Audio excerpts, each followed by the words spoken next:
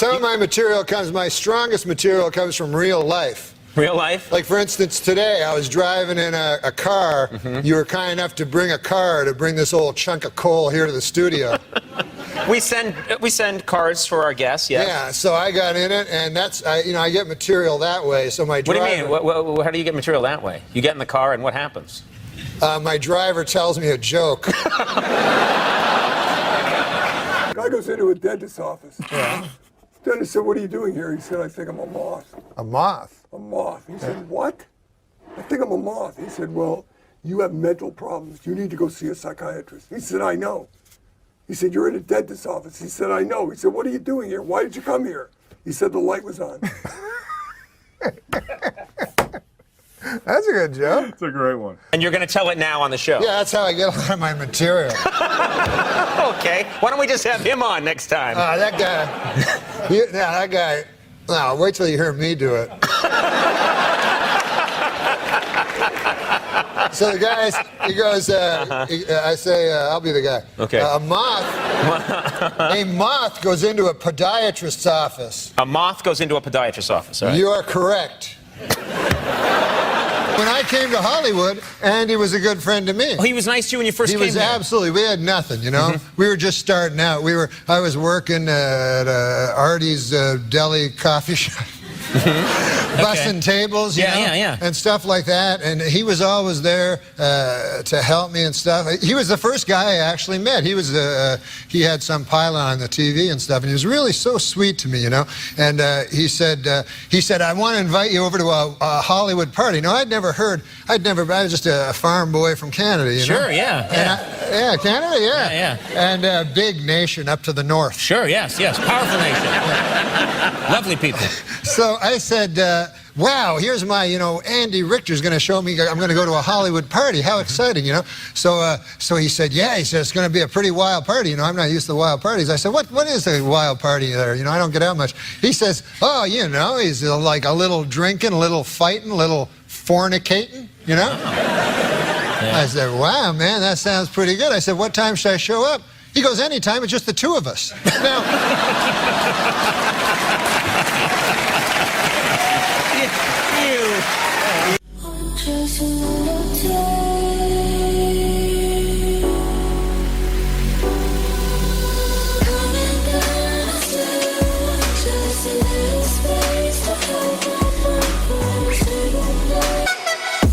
He said, "Welcome to the neighborhood. I know it's not exactly a neighborhood. I live 40 miles from here. But if you're interested, tomorrow night I'm throwing a welcome to the neighborhood bash. There's going to be a lot of barbecue, some drinking, some dancing, and some wild sex. Would you like to come?" And Morty said, "Sure, but what should I wear?" The cowboy said, "It doesn't make any difference. It's just going to be the two of us." I'm against cannibalism, you know. As you all know, as any of you know that follow me on the Google space, WW. I have gone across this country with my anti-cannibal stance, you know, talking to people from one side of this great nation to the other. Every year I put my toe in the Pacific and I travel this great land with my anti-cannibal message, you know? Mostly the young people. I try to educate the young people. You know, I go to the schools and I go, listen. You might think that you're going to be the cool guy because you eat a dude friend of yours, you know? And maybe you will for a couple of years, you know? Maybe you'll be the big man on campus. Oh, that's Jim. He ate a fella. But there's more to it than that.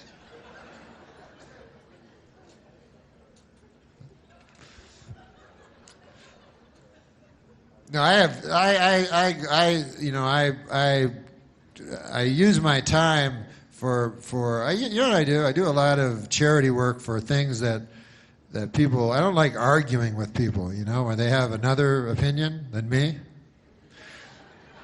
So what I do is I pick very popular opinions and then I work for those people. And what I was going to say was that as a anti-cannibal guy, it would never occur to me to do the same thing as she does with her tofurkey. I would not take all my delicious cheese sandwiches and fashion them into the shape of some old rotting corpse of some dude and then eat that. That would make it less tasty than the cheese sandwich itself, to me. But listen, it's easy to go around saying, hey, I'm against cannibalism. Oh, I'm anti-cannibalism. Look at me. I'm better than everybody else, you know. I know it's easy to say because I say it every day to people. But actually, when you think about it, you don't really know how you're going to, you know, how your cannibalism beliefs are going to stand up under when it comes up.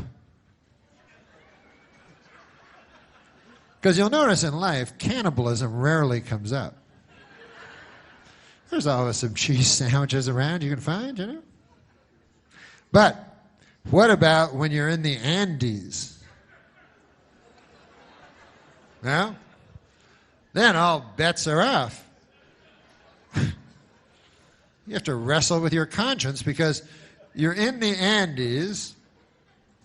I don't even know why people go to the Andes, but they do. They go, hey, listen, travel agent, me and the wife, Ruth, you know Ruth, we're going, we got to get away from the kids again this year. We got to go to Ireland. We were hoping something on the other side of the Andes. Anything you got there? We just want to relax, lay on a hammock or something, and we want to go to a nice place that is separated from where we are now by the Andes. And got any small planes? We like flying in small aerofoils. In the dead of winter. You got anything like that? And they're like, yeah. So you get on the plane, and, you know, 20 minutes later, you crash into a mountain. You know, because everyone knows it's on the boarding pass. It says, layover, a mountain. No. So you crash into the mountain. And then, you know, you gotta wrestle with your conscience, you know, because, you know, you're down there and the guy in 24E is looking pretty delicious. And so days turn into weeks, and weeks turn into months. Months, you know how time works, right? I don't have to explain everything. Then becomes now. So and then you have to wrestle with your conscience because you're like, my conscience. And your conscience is very, you know, if you don't want to wrestle with your conscience because, you know. So, although it's not as hard as wrestling with an actual wrestler, I find. If you have your choice between wrestling with your conscience and wrestling with a professionally trained wrestler, I'd take the conscience because it doesn't even have arms. And for wrestling, like the headlock is the biggest move. If you don't have arms. So anyways, you're wrestling with your conscience, and you're like, oh, man, should I eat that guy in 24E? I don't know. It looks pretty good, but I don't think it's right and all this stuff. And then time goes on, and you get...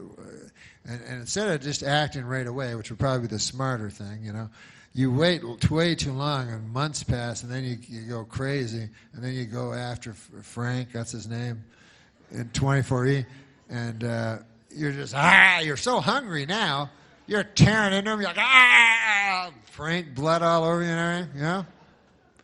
Anyways.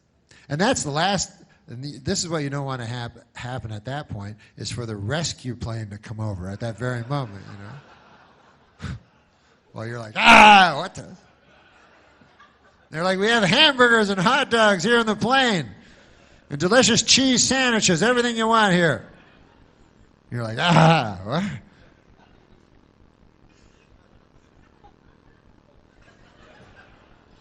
A lot of snow.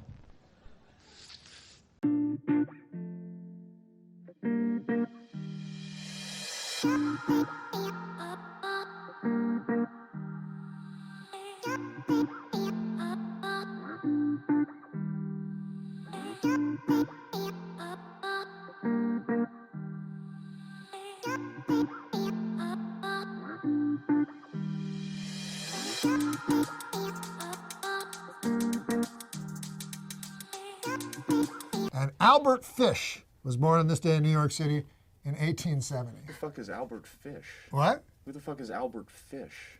Oh, Albert Fish? I've never heard of that guy. He was known as the Gray Man. The Grain Man? The Gray the Man. Gray Man. The werewolf of Wisteria. I You know why he was known as the Gray Man? Because he was a serial killer. He slayed children and ate them. He's a cannibal. But when the police asked a woman to describe him, and she said he was gray in both appearances and demeanor. Very bad description. For this the is like police to Arsenio remember. when it was woo. Yeah, woo. We're on. But I'm anyways, pretending I know who Albert Gray is. I didn't.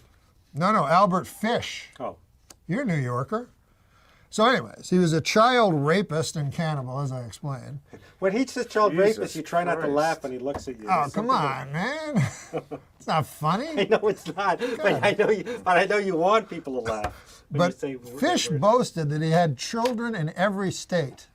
Now, I would not boast about that. I don't think you would. I don't think you'd do it. But if you did do it, you certainly wouldn't boast about Not it. at all, sir. You'd take that to the grave with you. But he boasted.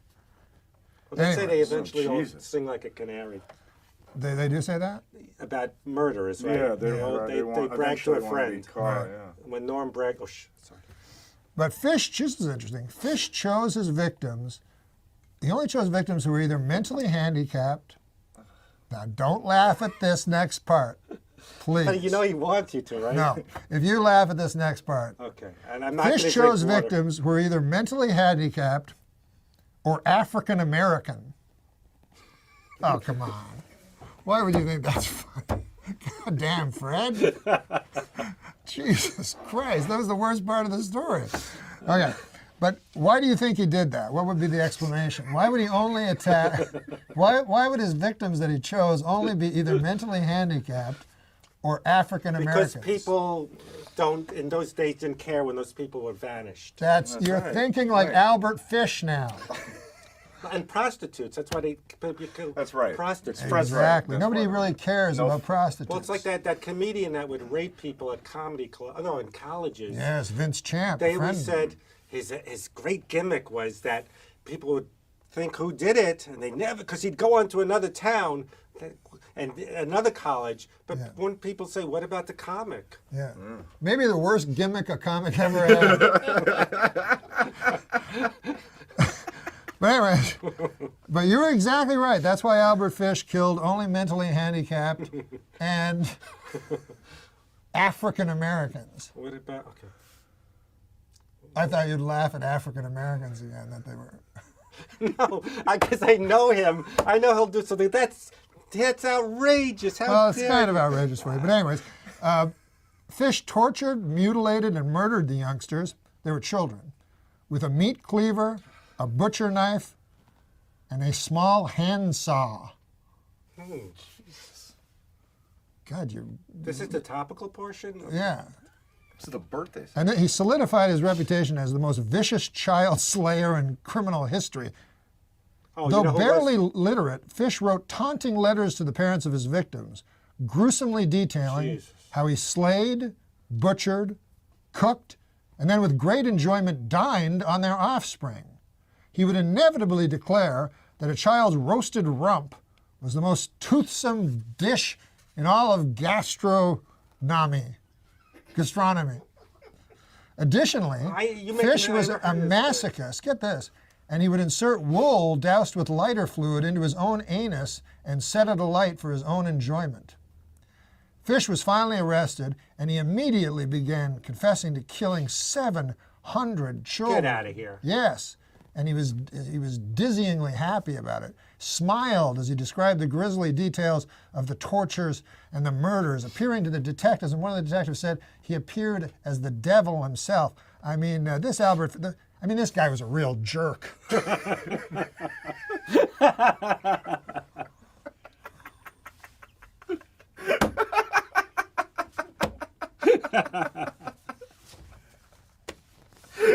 Now I know there was no Albert Fish. I think I heard Matthew Perry once in an interview. I think he basically said he invented sarcasm. I think he said that. Norm was on Saturday Night Live. Norm tells the best fucking stories about some of those celebrities that went through there. And Matthew Perry had an assistant and said, you know, he said to Norm, Matt wants to do a sketch that he wants you to be in where he talks like he does on Friends. He calls it Matt speak. And Norm said, what are you talking about? He goes, well, you know, he invented a way of talking, the way he talks on Friends, Matt speak. And he showed him a clip, and Norm said, are you talking about sarcasm? Matthew Perry called sarcasm. He renamed it Matt speak. Hilarious. And Norm goes, you're talking about sarcasm? What about the black odd couple, Gil? They should have just said to him, oh, that was really good. I think one of the younger writers said, I think Matthew Perry is a genius. And I think that's what it was. And Norm said, is he good at math or something?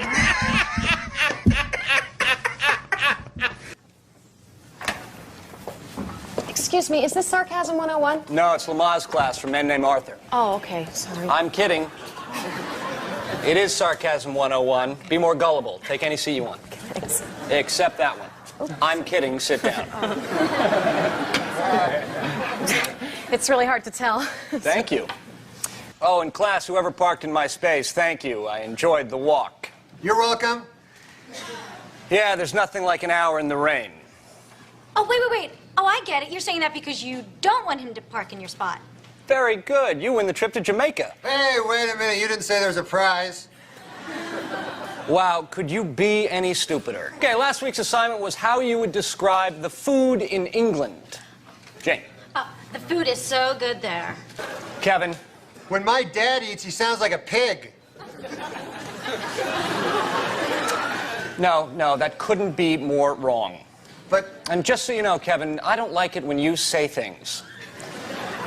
my dad's from England. See, I see your mouth moving and I hear all these sounds, but it's just like coming out like, woo, woo, woo, woo, woo, my dad.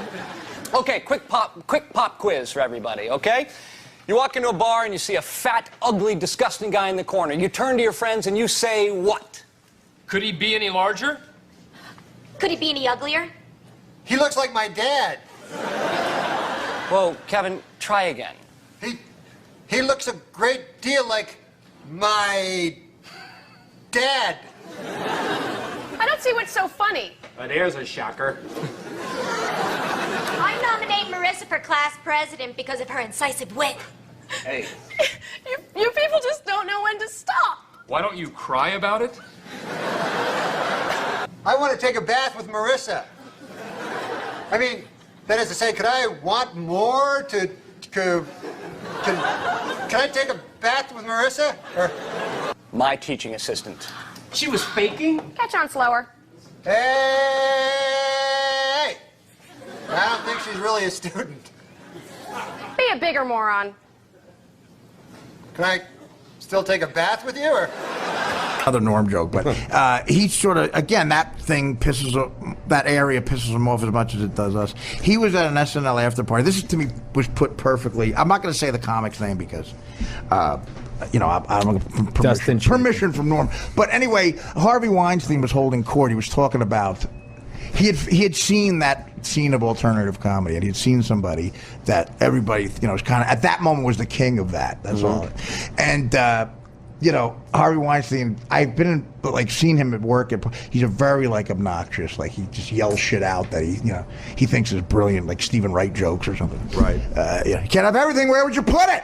You know, stuff like that. So he goes, he says this guy's name, and Norm's sitting there, he's on with Lorne and everybody, and he's holding, and Harvey Weinstein says this person's name and goes, I think Sons is a genius. And then he looks at Norm and goes, Norm, what do you think? And Norm goes, is he good at math or something? And it's like, okay, the ballsy part is now Weinstein looks like an asshole. And people are like, and you know, from that moment on, one of the most powerful guys in the world hates with a passion Norm MacDonald.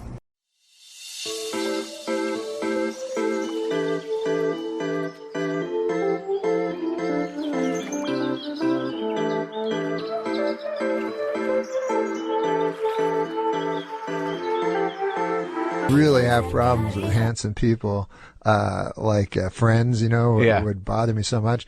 I watched Friends and then I said, fuck, these are the funniest, super handsome people ever. I'll give that to them, you know what I mean? Who are your guys? It's probably harder if you're so fucking handsome. I never told you this story, Norm, but I went to play golf in the Valley one day. We got to play golf, by the way. I remember we were supposed to play. I play with my son once a week now. You did? Yeah, he's 10. We go right to Penmar, play 9 holes once a week. I just played it. Come. Yeah, let's go out. So I go to play golf at Hanson Dam. You know that course up in the Valley? It's off the 118. It's great. And so I'm there with Jackie Flynn. You know that comic? Yeah, I love that. And we're going to play. And so they say we're going to put you with 2 other players. And so we're standing there waiting for the 2 other players. And over walks O.J. Simpson and his friend. And so I just look at the heavens like, thank you, comedy God, for this opportunity. 4.5 hours on a course with Jackie Flynn being from Boston goes, fuck that, I ain't playing with that fucking murderer. And so OJ kind of just he didn't even get angry. He just sort of turned around and, sauntered off. And I was always curious what you would have done in that situation. Me? I don't see, listen, man. Like, I was like, fuck, I don't give a shit about any of these people. I don't even think of them as real people. Like, everybody was angry when that Casey Anthony. Yeah. I don't give a fuck. Like, that's just some lady killed her kid. I don't care. Yeah. So if I met Casey Anthony, I'd just be, she's a celebrity. It's kind of hot. Yeah. Well, actually, when I spent most of my time during the trial looking at her tits. Because I don't get sad about stuff like that. I don't know if there's something missing in me but I don't give a fuck if somebody killed their kid. I didn't know her in the first place. I didn't know she didn't kill her kid, It's hard for me to really get all outraged about stuff. That's funny because that's in theory, according to some people, why you lost your job at SNL is because you were taking shots at OJ and Don Allmeyer, who was running NBC at the time, sort of, and correct me if I'm wrong, if this is urban myth, kind of laid down the line that you were not to make OJ jokes any longer because he was a neighbor of his.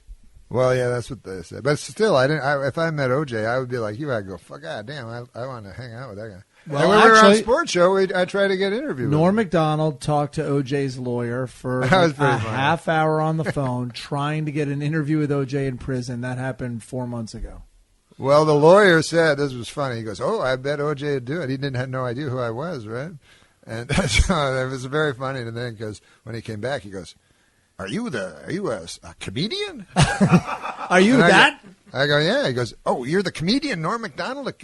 You're a comedian? I go, yeah. He goes, oh, yeah. He goes, OJ doesn't like you at all. And I just imagine this retard lawyer like going to OJ and then OJ going, what the fuck?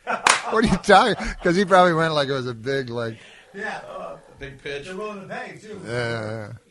Like my manager's assistant phones me up. He got a new assistant, so she phones me up all the time. And I tell her, stop doing that, She phones me up. She goes, Norm, we have a wonderful opportunity for you. I go, really, what is it? She goes, Vegas High Life magazine wants to interview you. I'm like, you mean I'm doing that Vegas gig next month? Yeah, they want to do an interview with you. I go, you shouldn't start the sentence by going, it's a wonderful opportunity. But that's probably why he went in with OJ, with this wonderful opportunity. So wait, is OJ actively receiving interview requests? How come there aren't I think more the guy interviews? needs to make money. But how come there aren't more? I was at a party with a friend and I noticed you first, and you returned my gaze, knew how to quench my thirst. You took me to that room like a dream come true. The dance you performed was just for me and you. Kisses on the neck, then you work your way down. Let yourself go for me all around town. Seductively stood before me. Give in to that thirst, feel the energy burst. The night flew past and you stroked my hair. The panic kicks in, you're no longer there. Now I'm thinking, please, it feels so good. Hey, Twitter world, this is yours truly. Now, coming soon to Twitter, you'll get to read all my thoughts and opinions on just about everything. Now, there's a lot of fake OJ accounts out there, so this one, at the real OJ32, is the only official one. So this should be a lot of fun. I got a little getting even to do. So God bless. Take care.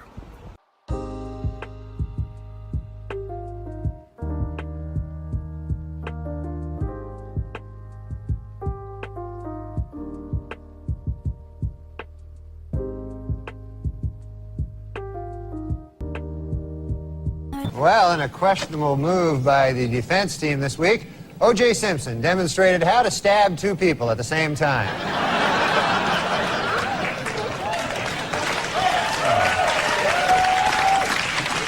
In a brilliant move during closing arguments, Simpson attorney Johnny Cochran put on the knit cap prosecutors say O.J. wore the night he committed the murders. Although O.J. may have hurt his case when he suddenly blurted out, "Hey, easy with that. That's my lucky stabbing hat."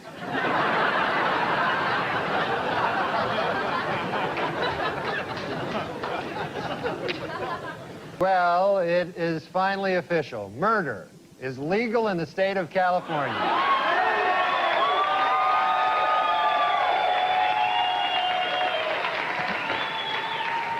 A down-and-out O.J. Simpson, depressed that all of his money-making ideas have failed, has decided to go back to doing what he does best, killing people.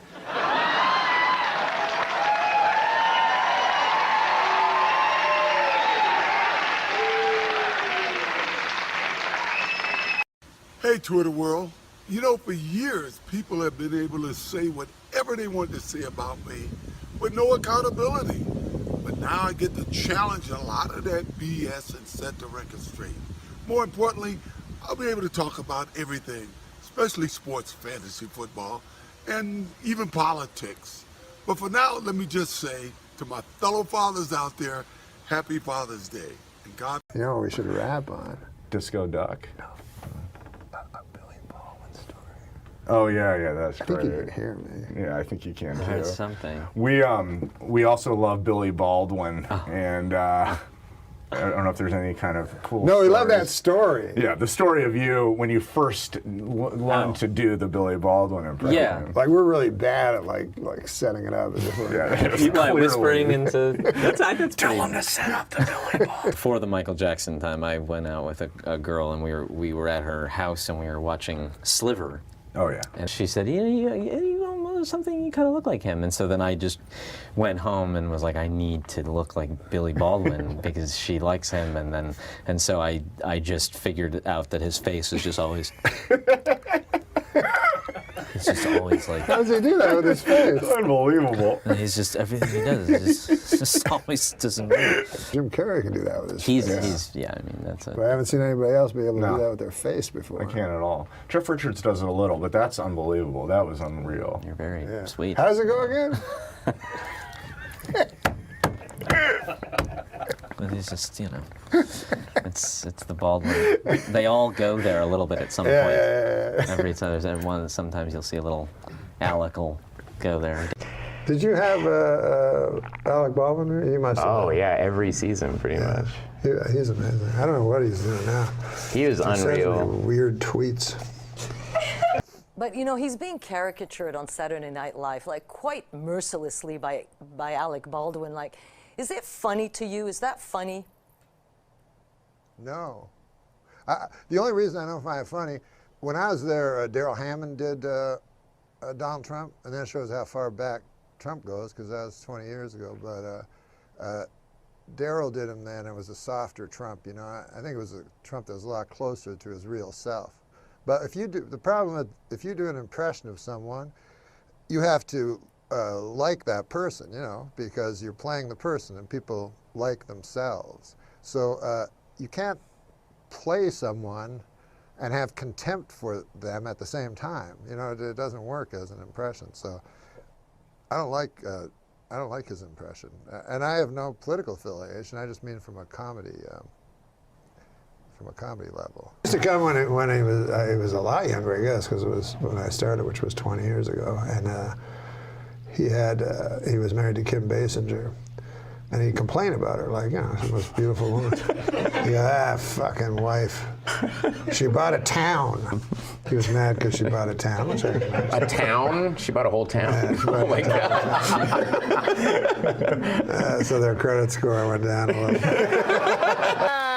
Gosh, Robert, I can't tell you how great it is to have you on the program. The work you've done over the years, just top notch. Well, it must make you very happy. Huh? A little bit, yeah. I saw Marvin's room, and I have to say, just a fine piece of work. Robert. It's a great cast. You got Meryl Streep, Diane Keaton. Oh, and you know who I particularly enjoyed in the film was Chong. Yeah, he was good. He was very good. We're filming Taxi Driver. Marty turns to me. He says, Oh, let me guess. Probably said this. Probably. Yeah, you enjoy the shrimp? Yeah, you enjoy the shrimp? Hey, you know who I bet really enjoyed the shrimp? Chong.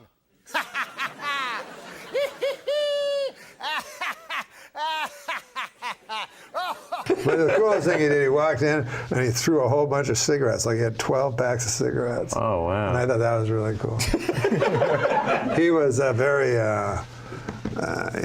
some of the hosts, as you know, were not very involved in the writing. Yeah, no, he was totally. He could have been a cast member. He really could have been a cast member. Yeah.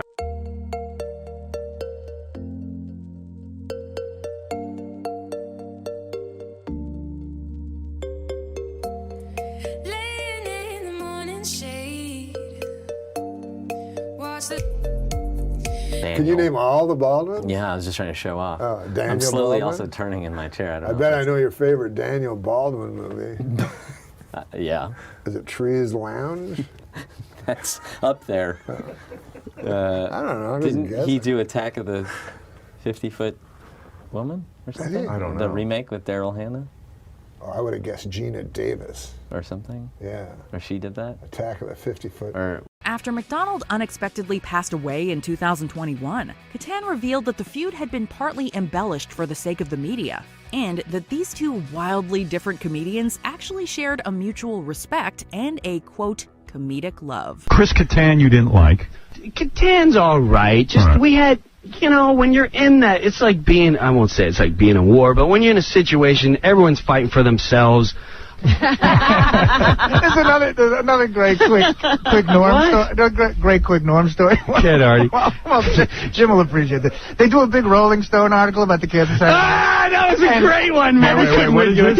They do a big Rolling Stone article about the cast. I got about a good the one. what? So the cast of Saturday Night Live. Right, yeah. And it's everybody kissing each other's ass. So they ask Norm about Chris Kattan, and it's after pages of I've never seen someone do better character work.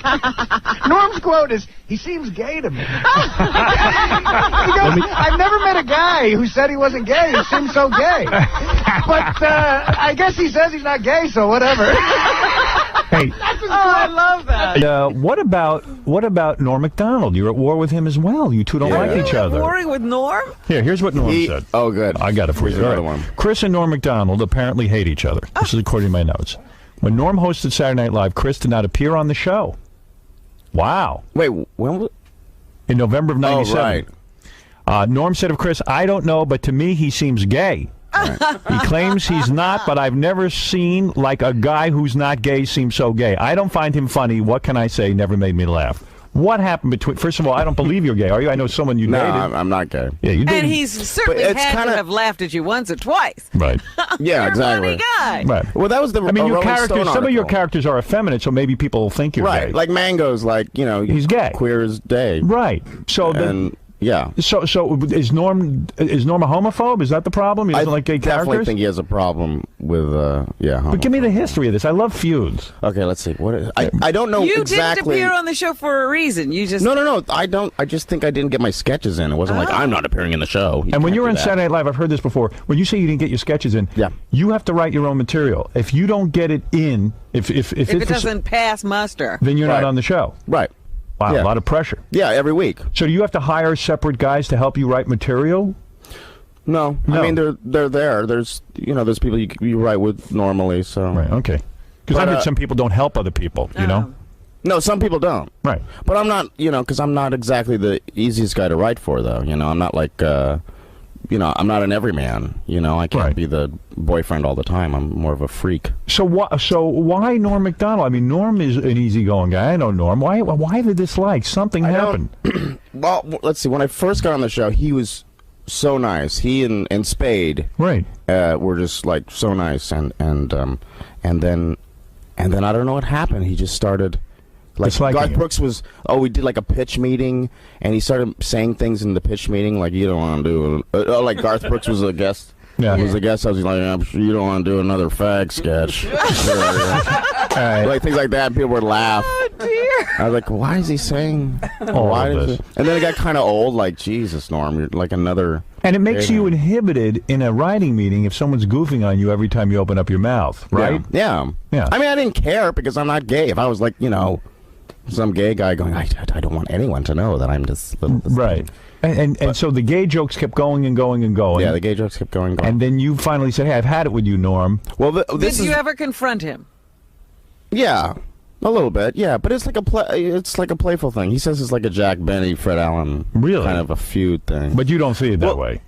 No, I think he's I don't know. But he this is what happened. We were on a flight together. We didn't plan on being together on the same flight. We were flying from LA back to New York to do Saturday Night Live, and it was a red eye.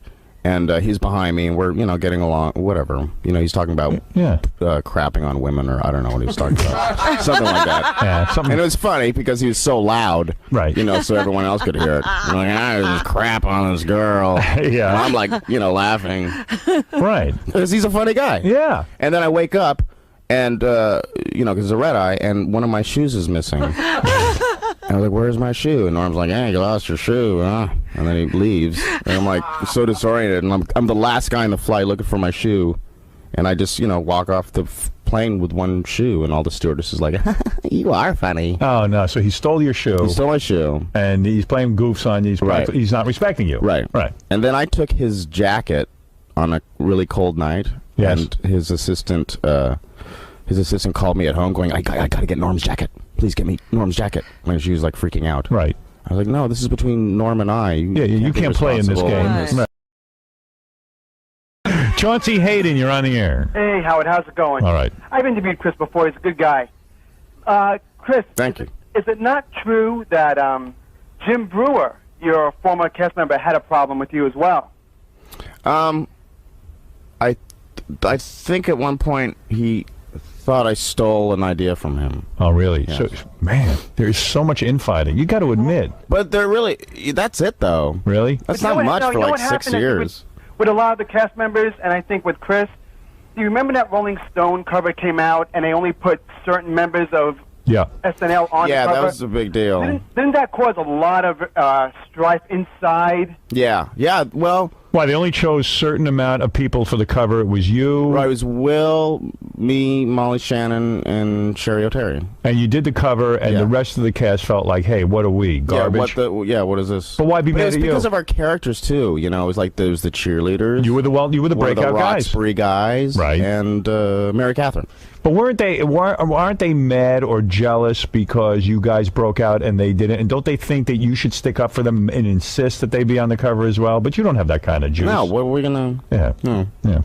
I mean, it's only makes sense that they would be on the cover, but what are we gonna do? I mean, Norm wanted to be. There's a big stink because he wanted to be on the cover by himself. Yeah. Really? No, I don't know if he wanted. No, he wanted to be in that picture. I don't know. He showed up later, and then he wanted to be. He wanted to stand in the middle of us. And you said no. Well, it was just like weird. Yeah, like, right. Why are you like who are you? Like here is like my variety show. What? Yeah. So yeah, I guess he thought he was the guy. All right, Chauncey, thanks. All right, Artie Lang, go ahead. Hey, Artie what's Lang. up, man? Yeah, hey, Artie. Oh shit. Yeah, no, I like Chris. I think he's funny, but what he said before about that Rolling Stone cover is wrong. All right, go. Artie's going to defend Norm, I guess. Okay. Norm represents. You might be wrong. All right, go ahead. No, it's just that Chris made it sound like Norm showed up begging to get on the cover of Rolling Stone. Oh no, he wasn't begging. He was just like assuming he was on the cover with us, and Well, he was though. I know he was. But he wanted to stand in the middle as well. No. They were begging Norm to do it, and he thought it seemed weird. He didn't want to do it. Right, he thought it seemed weird to stand in the middle of all you guys. Oh, that's true. They definitely wanted Norm to be on the cover because at the time, I mean, he was the funniest guy on the show. Howard, you've said that a million times. I think Norm is hysterical. He is. I already said that. Yeah, and so does Chris. But, I think Chris. he made it sound like Norm's begging to get on the cover of Rolling Stone. No. You guys said no. Hey, Artie, do you know why Norm has such a problem with Chris? No. What is his problem? I don't know. I wasn't there when they met or all that stuff happened. He's never really. Well, you are Mrs. Norm Wait a MacDonald. minute, you weren't there during the shoot either, but you know all about that. As a matter of fact, I was, because me and Norm had already done the movie, and I had lunch with his assistant. We went over there. There you go, Yeah, I Artie. can tell you, Howard, it's Christopher Walken. I hosted Saturday Night Live Yes. several times. I think Norm is just a funny guy. He came up to me one day and said, "I'm a big fan." I said, "What's your favorite movie?" He said, "Chris Kattan's a fag." Really? Oh, that's I, for the ridiculous. record, have never heard Norm say that. All right. Thank you, Artie. All right, man. Where are you today? I'm in beautiful New Jersey. All right, we'll see you tomorrow. You want to hear? Go ahead. Go ahead. You go. We're on SNL one time, right? This is what Norm just didn't care about anyone. This a quick story. Pamela Anderson is on it. Every time a hot chick would come on, Kattan would go over the top to like, "Oh my God!" You know, he'd write a sketch. We're gonna make out. Right. She's hot. She's with Tommy Lee Hammer. Back off. Yeah, right. I mean, come on. So he writes a sketch, and they do this sketch where it's the Twilight Zone when everyone's in pig face or something. Right. So that's the goof. So me, Kattan, we're all in it, and Norm is the guy who's got to go, "Imagine if you will." And Norm doesn't read sketches, and he's a pro. Right. So he would rehearse it and go, "Hey, imagine if you will, and second time," and Kattan would go, "Oh my God, you don't even sound like him. Why would you do that?" And I would stand and go, "Norm, you gonna hit him back? Like, you gonna say something to him? You just gonna take that from this guy?" Now we go to a dress show, which has an audience, and it's being filmed. Right. And again, he starts punking into Norm on the set. Right. He's going, "Oh my God, Norm, you gonna do it right? It's my only sketch." Right, you don't sound like Rod Serling. And he's like, "Hey, imagine 10, 9, and we're on. And, hey, imagine if you will." And he knew the deal. Right. Now we go to air. And Norm still hasn't said nothing. Every time Kattan would say something to him, I'd look at Norm like, "Hey, man, you're my hero. What's up?" Because if you're not going to say something, I will. Right. And sure enough, he'd give me like a wink. I swear to you, he'd give me a wink. I'm like, I don't know what's going on. Live Air comes on. And I'm like, 20 seconds to the Twilight Zone sketch. He starts up again. We're mic'd, the whole audience is listening. He's like, "Oh my God, Kattan. Norm, you better sound like..." "Oh, God, Pamela, you're so hot. Norm, you gotta..." "Pamela, I can't wait if you ever get rid of..." 10 seconds. Norm turns to Kattan. Right for his head, he goes, "Hey, Pamela, did Chris tell you he's gay yet? And he's got all this rage because he likes being gay. Everyone, why don't you just say you're gay and you wouldn't have all this anger and be a pester?" 5 seconds! "And you wouldn't have all this rage and try to interrupt everyone's sketch because you suck this week. And we're on! Imagine if you will." I'm like, there's my hero. There's my hero. See, he knew to save it for the live air. Saved it. He saved nice. it. And Kattan sank. I couldn't even get my words. I had Jim Brewer on the show. I love Jim Brewer. Yeah, he was talking about... He's a nice boy. He was talking about a sketch that you guys were doing on Nice SNL. kid, yeah. Where you were supposed... Well, yeah. I didn't know if that was willfully condescending. Oh, no. Or, No, I meant he's a great boy. No, he's a man. Boy. He's a man. Yeah, he's a man. He's a grown man. He always seems like he has a childlike... He does. That's true. Yeah. And he's also always seems stoned, which is weird, even though he's not. Yeah, He his eyes have that. But he was talking about this sketch where you were going to be playing Rod Serling from the Twilight Zone. Serling, we call him. Sorry, Rod Serling. And you were going to be doing this big impression. And Chris Kattan was annoyed that you weren't in character doing the impression through the whole rehearsals. And just before you went to air live, this happened. Take a look at Jim describing the scene.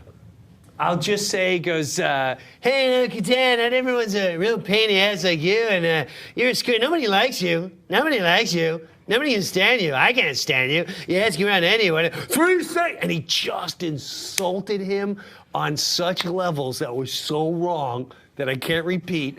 And Lily, when the sketch started, he turned and goes, "Imagine if you will." I just nailed it. Do you remember that? Do you remember what he said? Remember that. Yeah, I didn't say what he said. He was saying he was being. He was paraphrasing and being kind. What did you say? Well, Chris is a great guy, but he used to bring around women all the time to the show. Big, tall women. Big bruisers. And he'd say, "Look, I'm heterosexual." I mean, he wouldn't say that out loud. But that's what that would be the caption on the picture in the New Yorker. Boy, those are funny. So it was something related to his sexuality. Maybe. But listen, if I call a person gay, that ain't no insult. It's a good thing nowadays. Yeah, if you say it's an insult, you're the homophobe, not me. Correct. Call me to say goodnight, kiss me once or twice, I'll never let go of you. Fold me into your arms, stay with. Would you care to hear my Anthony Yeah, Hopkins? I want to hear. I want to hear From Anthony Silence of the Lambs? Yeah, I want to Okay, hear. you be your the girl. impression? You be the girl. Jodie Foster? Yeah, just say something. Who recently came out, right? Yeah, but don't put that. I'm not plugging that. Okay, so just say it like you're. I don't I'm Hannibal the cannibal. I'm Jodie Foster. I can't do Jodie. No, just say any line. Okay, Hannibal, you're terrible. What have you done to these innocent people? Clarice, I don't know what you dream about, but I ate a guy. That wasn't good at all. I've never done it. Here's the problem. I've never done an impression of him. Do one. Here's Jessica Biel from Flashdance. Okay. So okay, Jessica. Yeah. Man, aren't you getting ready for your dance? Yeah, I gotta go. I got a big thing tonight. It's like Jennifer. That my Jessica Biel and his Anthony Hopkins. It was pretty close. They were pretty close. No, sometimes you think a good impression might come out. Do you ever do that? What? You go, I didn't even hear what you said. You go, man, I like this guy. I'll try him. Maybe it'll come out and sound like him. It's the first time you try an impression. Like, maybe I could do Cary Grant. Yeah, I'm Cary. Nah, it didn't work out. Didn't work out. That scene that you guys Daryl, where's Daryl? The scene that you Here's guys my just Daryl. did, the one that you just did. Yes. You did it a few times, so. Yeah, every time we try to mix it up a little, you know. It's good to do it less than more. Sometimes less is more. Mm-hmm. Sometimes it really is. Sometimes more is more when you're talking about fat women, but less is more when it's acting. Yeah, if you're talking about little women, it's better to talk more about them. Yeah, less is less. With talk women, less about heavier women. But less is more in acting. But with big fat women, less is actually less. More is more. There's no hiding that. It's true. Here's my impression of a big fat woman. Not very good. Hey, fatty. So how much longer are you guys going to be here? What? We're that's it. Let's do a little from the Sunshine. We flew in for a half hour. Let's do a little from the Sunshine. We're here for another week, I think. But next year the Sunshine Boys. You want to hear a little? I don't know Sunshine any Boys? from the Sunshine I don't know. Boys. Well, they said we could add a little bit off. Yeah. Hey, we got to get together, get back on the road again. See, do a vaudeville act. I can't do that. Why not? Don't you see I got all this paperwork to do? Yeah, you're balder than anything. Wait a minute. If I weren't 70. Ah. Let's see. That's good. I got all this paperwork to do, and if I weren't 70. This week, Norm MacDonald. Can I try an Adam Carolla impression? Yes. Let me try. Do whatever you want. I don't know if I can do it, but give me a subject that I can rant about. Talk about people that recycle or people that smoke cigars. Let me tell you something about. Is that what he says? What is it? He's almost like Andy Rooney. Yeah. Let me tell you something first of all about people that recycle. If you're 21 and you're still thinking you should be recycling, maybe it's time for a different sort of, right? Well, he'll have an opinion on the weirdest things, like crushed ice or the cubed ice. Yeah. Go ahead, Adam. The crushed ice or the cubed ice? Yeah. Well, the crushed ice guy is always the guy that's hanging around the island and the... Like, how could somebody... He wants the crushed ice. Right. He'll all of a sudden have 30 minutes on crushed ice. It's something about it angers him. I'm not even making fun of him for it. The square ice is more like you get a tumbler, you put your ice in, and you're drinking. And the crushed ice? That's what it's almost like Andy Rooney. Is like it's almost like Andy Rooney improv. Crushed ice. And by the way, I don't know if you've seen Andy Rooney lately, but that guy with those kind of eyebrows should not be giving advice to anybody. I mean, every Sunday we go through this. It's like if I agree. I like my favorite thing about Andy Rooney is he uses way too many examples. So he's like, example. Can you give us he's like, yes. There's a lot of cotton now and medication. Here's a bottle of an antipsychotic I take, mostly cotton. Here's another bottle of pills, something called Aleve. Let's open it up here. Mostly cotton. About 13 pills. Most people here would stop, but Andy, keep going. Keep going. You have to commit. Come on. Here's something called Tylenol. Another one called Advil. I got 35 of them. Here's the cut. Here's the pill. You know. I can let him keep going. If he can keep thinking the thing. One time he goes, we always use hand dryers in the bathroom, and then the highest production value is the clips they use in the Few Minutes with Andy Rooney. So he goes, we all use hand dryers. Cuts to like a video of a guy's hand under a dryer. Yes. Necessary? That's the I guy's, don't think so. The guy's on B-roll. My headphones keep going in and out, but that's all right. How's your battery? If I meet one more chick that wants to become a veterinarian. He never said that, did he? No, that's the other one. Oh. Okay. That's Corolla. Oh. That's sort of. Oh, yeah, yes. First of all, if you want to be a veterinarian. I have a question for you. Yeah. Todd, talk to Adam Carolla as Todd Glass is with us. The thing about Todd that always got me is he's one of those yellow shirt guys. Yeah, go ahead. Who did you want me to talk to him as? Colin Quinn. Oh, Quinn. Talk to Adam Carolla? Yeah. You know, who cares? Colin Quinn. Crushed ice. Cubed ice. I gotta listen to Adam Carolla now. He's gonna go off for an hour and a half. I always loved Colin Quinn because it was kind of like he just missed it. Missed what? He was really big, but kind of at the wrong time. Oh, this is Yes. Adam Carolla. Yeah, Oh, okay. I'm very confused right now.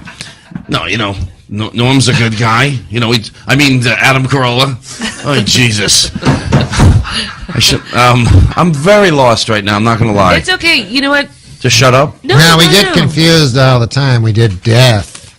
Once you do death on Family Guy, it's like everybody knows you as death.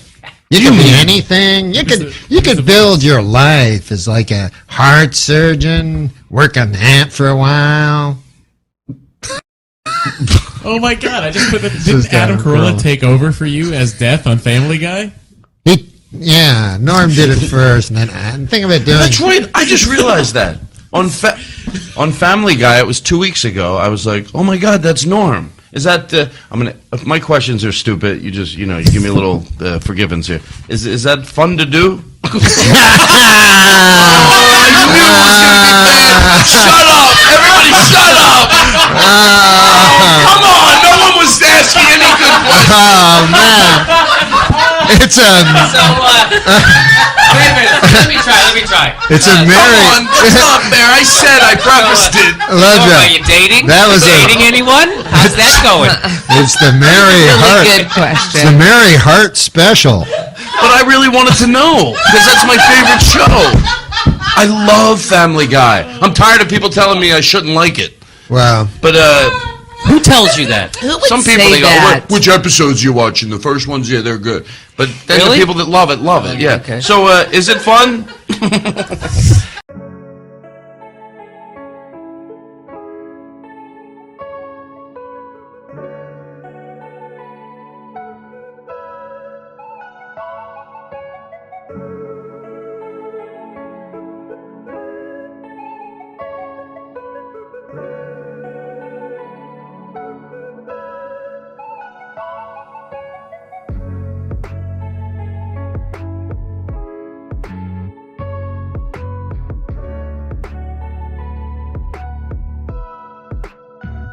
I like some pornography,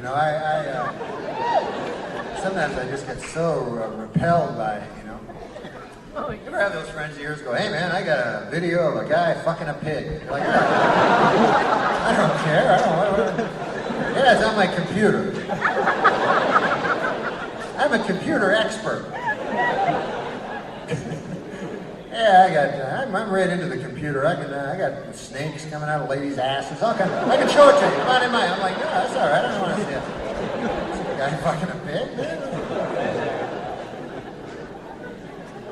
I didn't even think that was real. That's bestiality, right? That's what they call it. Bestiality. That's a real thing, man. I never heard of a dude doing that. Like, nobody. I know a lot of people, man. None of them, to my knowledge, have ever fucking an animal. you know what I mean? I never even heard a guy knew a guy, you know what I mean? But I know that people fuck animals on account of they got that word, bestiality, you know what I mean?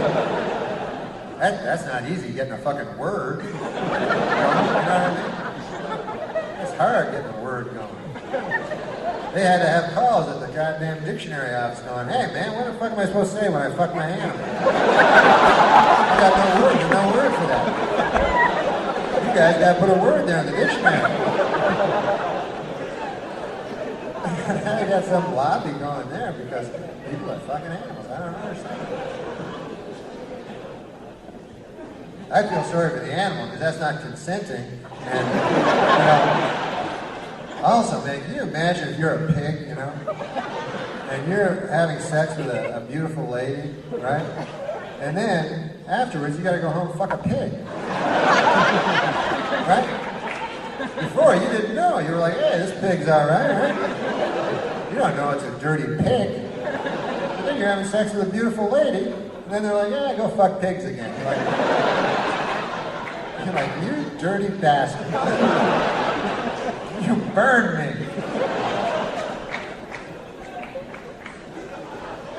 What if you're watching, get this man, what if you're watching one of those movies, right?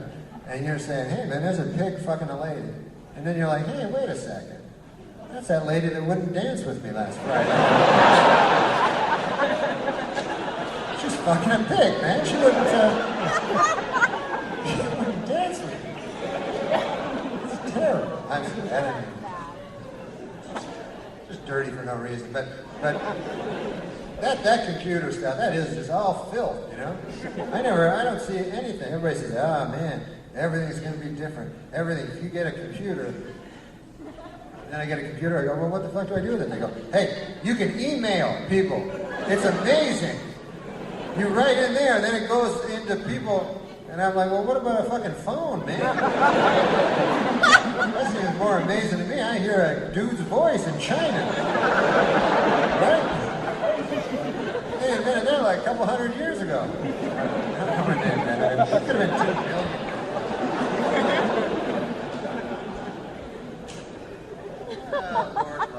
But you know, no matter what your sexual proclivity, is that a word, proclivity? I know it's a word, but I don't know what it means. I only know 9-10 words, but I bank on other people not knowing them too. But whatever your sexual, as long as you don't, have sex with animals. I think that's terror. I think it's the wrong thing because they're not, maybe they're consenting, but we don't know. The animals could be going, hey, I don't know why people are stopping this. I said yes.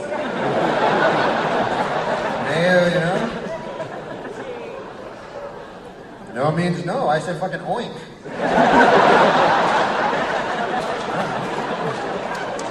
That's what I say when I want to get fucked. Oink. But since there's no way of telling if they're consenting. I'm like that Harvard professor, Art Miller, talking about law. But anyway, the point is this. The whole point is this. I don't know what that means. I just get one of those flashbacks.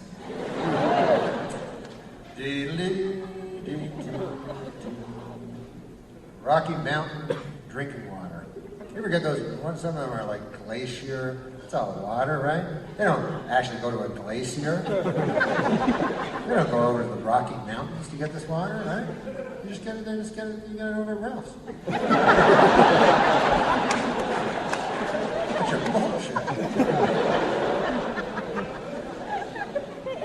Anyway, I say, everybody's the same, and, well, not everybody, but I guess nobody's really the same.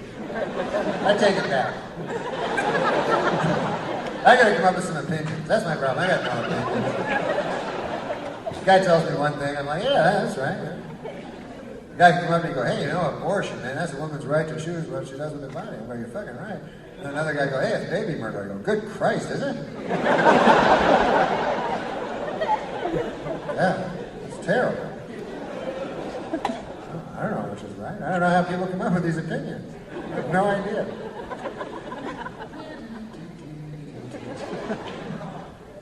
What? You say my name?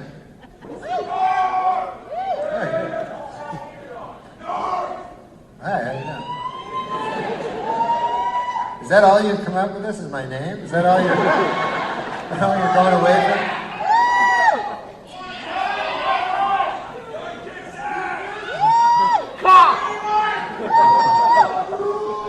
Suck it!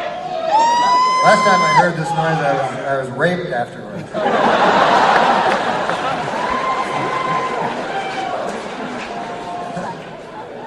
Getting raped. I'll tell you something about getting raped, man. It's not all it's cracked up in.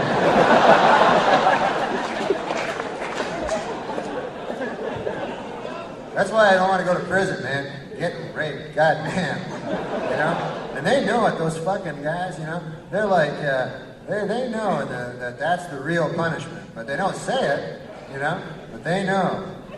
You know, they're always like, oh, how terrible it is to lose your freedom. What the fuck is that? You just read a book and work out in the gym and shit like that, you know? But the real punishment is, you know, they get fucked in the ass. But the judge, he doesn't even bring it up, you know what I mean, at the sentencing. He doesn't even mention it to you. There's probably some guys who don't even know what's going on, going to happen, you know? They're like, all right, I'll go in there for a couple of years. First night, get fucked in the ass by 10 guys, you know? Next day, they see them there in the cafeteria. They're like, hey! You guys were way out of line last night. Let me tell you something. It's ridiculous. I have a good mind to go to the warden about this. I can't believe it. Unbelievable, you guys. A lot of growing up to do, I'll tell you that right now. Unbelievable. You know what's interesting about rape, guy-on-guy rape? Never happens with gay guys. It's straight guys, right? Straight guys rape each other. Isn't that kind of odd? And gay guys don't. Maybe with gay guys, no one's ever said no. I don't know. I have no idea.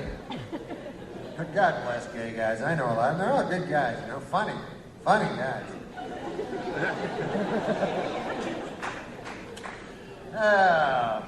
One time I saw, you ever see a gay pride parade? That's taking a little too far to be being proud or something like that. Because, you know, that's just what you are, man. You're gay. How can you be proud of that? You know what I mean? That's like saying, hey, man, I'm proud of being English. God damn. I gotta tell you something. I speak English. I can't tell you. My heart wells with pride about that, man. I talk English every goddamn day. I don't get that. How can you be proud of that? I went to a gay pride parade, man. I seen a guy, they have the parents of the gay guys, you know. God bless them, man. Because some of these guys, and they hold these banners and say, I'm proud of my gay son, you know. And some of these motherfucking guys, you know, you can tell they were in the war and shit, you know. They never thought they'd be out with a banner saying, I'm proud of my gay son. You know, the mothers are nice. The guys are like,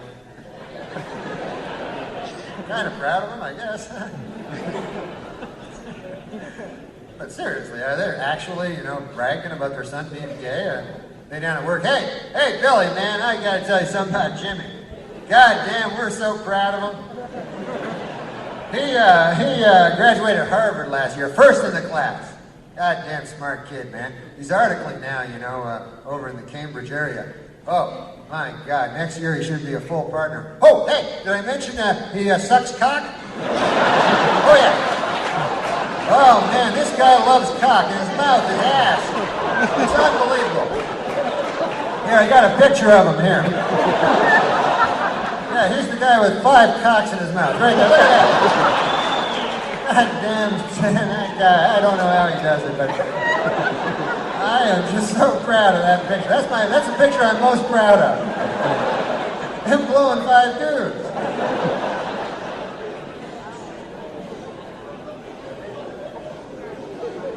God bless gay guys. You know, they make me laugh because, you know, I don't like homophobia because if you're mean to people, man, that's horrible, you know. So I don't mean anything back. And I know people, you know, hate people for all kinds of reasons, you know. Some people hate people because they're a different color, black or white or something like that. I don't care if a guy's black, what. Hey, let me tell you something. I got a thing I realized. You know when a guy's racist is when he goes, if he says something like this. He goes, I don't care if a guy's black or white or brown, yellow, blue, green, or anything. You're like, what the fuck is green? What? I don't care if a guy's purple. Any of those goddamn non-human colors, all the same to me. Purple, black, same thing to me. If the guy's a black guy or a purple guy, I treat him the same. Isn't a purple guy? That's a fucking monster from outer space. Who the hell likes those guys? You gotta kill them. You gotta kill those guys, right?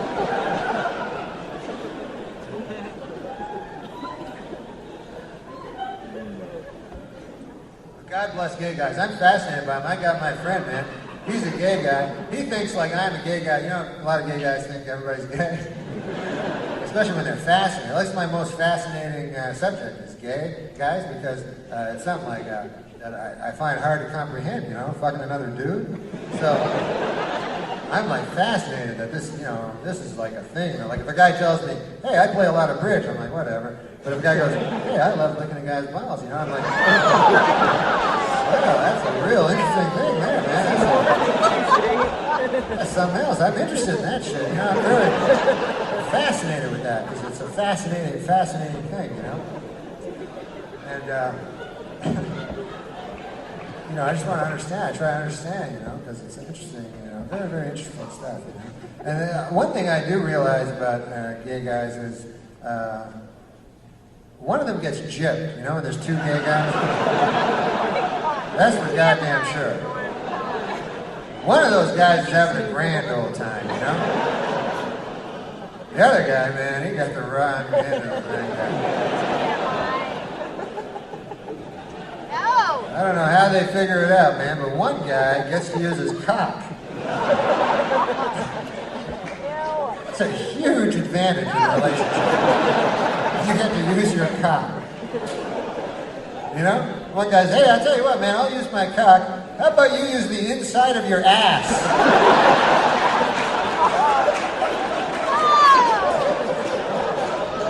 The guy's like, I'm not sure that's fair, man. Are you sure this will be as fun for each of us here?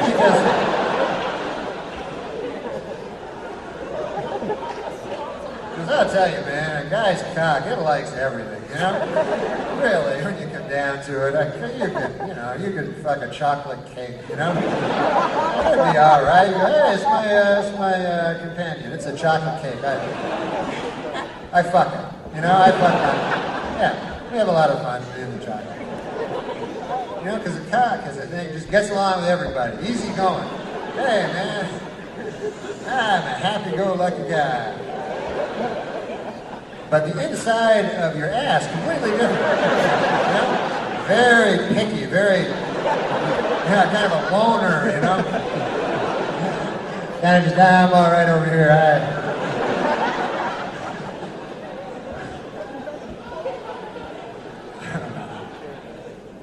And then there's gay ladies too, lesbians, you know, that I think like for mainstream America, they're easier to accept, you know, because, you know, there's no like anal tearing and stuff. So basically, I don't know what they do. I guess they just like lick each other or something. I don't know. They can't fuck because they got no cock.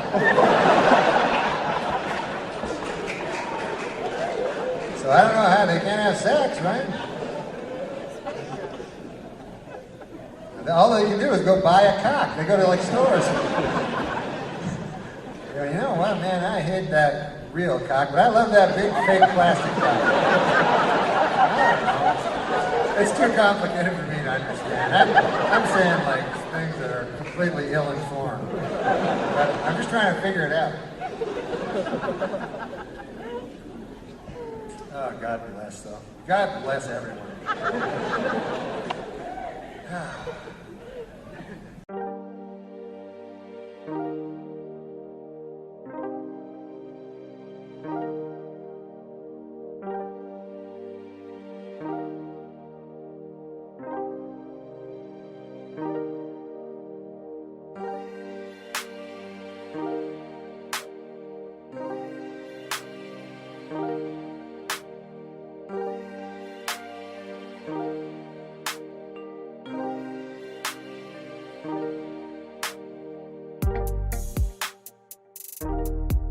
Guy goes into a dentist's office. Yeah. Dentist said, "What are you doing here?" He said, "I think I'm a moth." A moth? A moth. He said, "What?" "I think I'm a moth." He said, "Well, you have mental problems. You need to go see a psychiatrist." He said, "I know." He said, "You're in a dentist's office." He said, "I know." He said, "What are you doing here? Why did you come here?" He said, "The light was on." That's a good joke. It's a great one. Hey, what about this? Super Dave has been on the phone with me Super Dave backstage. Osborne? The great Super Dave Osborne. Yes. And he's been on the phone while I'm trying to get ready to come out here. Yes, he keeps phoning me. That's what he does. And he goes, "This is what you do. You walk out. You're wearing a pompadour. Listen, just look at Jimmy. You don't say a thing for 5 minutes." This is why we never invite him back anymore. He says, "Let me ask you a question. It's 4th down and 1. You're at the 1 yard line. You have the choice. You can head it to O.J. Simpson, Jim Brown, or Emmett Smith." I'd go with Rosie O'Donnell.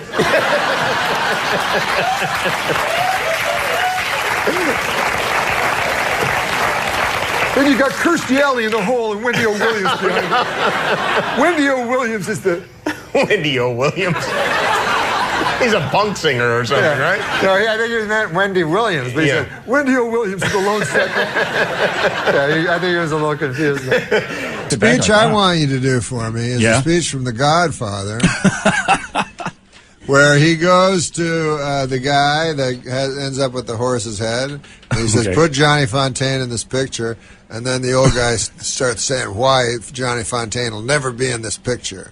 You want me to do that right now? You remember that speech? I remember, but I don't remember it well enough to do it. Sean, can we find the Seen text? The Godfather. What? I've never seen The Godfather. Can we find the text on the computer? Bravo, why do you want me Let's to do it, man? You want me to act with you? Are you getting it? He's getting it now. Norm Why are you Theater. teasing this? Yeah. All right, we're going to take a break and we'll do The Godfather. Classic morning radio. Yeah, The Godfather moment. And we have to do it as character. Yeah. I'll be Super Robert Dave Duvall. Osborne. Oh, no. Okay, never mind. We'll do that. I'll do it as Super Dave. And I'll do it as Super Dave. And you do, I'll be Fuji. But you remember the guy, right? Oh, I know who you're talking He's about. like, He's the one pissed off about Johnny Fontaine really ever working. possessed. Yeah, I know that one. I just don't remember the speech What a- well enough. oh, it was Why a are we great doing speech. this? Oh, it's so fun. I don't think I'll it be is. Super Dave instead of Robert Duvall. Can I also be Super Dave, though? No, you have to. We can't be commit. combating Super. I have to commit to this character. You have to All right, commit, we'll do man. it. Where Norm's are you going to going? He reenact. has to Up, Sean's smoke. done. He doesn't The want to see future's gone. It's Oh, you want- 98. It's over. 97.9 Tempe, Phoenix. Now it's just getting deep in here. We're Well, then talking there's philosophies no and ice ice ages. age. What's happening? It was cold back then. Norm MacDonald is joining us today with his manservant Sean O'Connor, the future of comedy. Yeah, baby. Who will soon have plastic surgery to be Norm, look like Norm. I knew I should have wore a shirt. It's the gold lame It's a radio joke. I really. And for whatever reason, I quoted "No Country for Old Men," and now you want to do a scene from The Godfather. Yeah, but I think we should set it up. Yeah, you go ahead. This is your thing. You direct. No, I've Sean, never you seen The say- Godfather. You've never seen The Godfather. I've seen every American Pie, though. Is this one of those moments where you get in the car and you say, "I can't believe I made that guy do that"? No, now listen.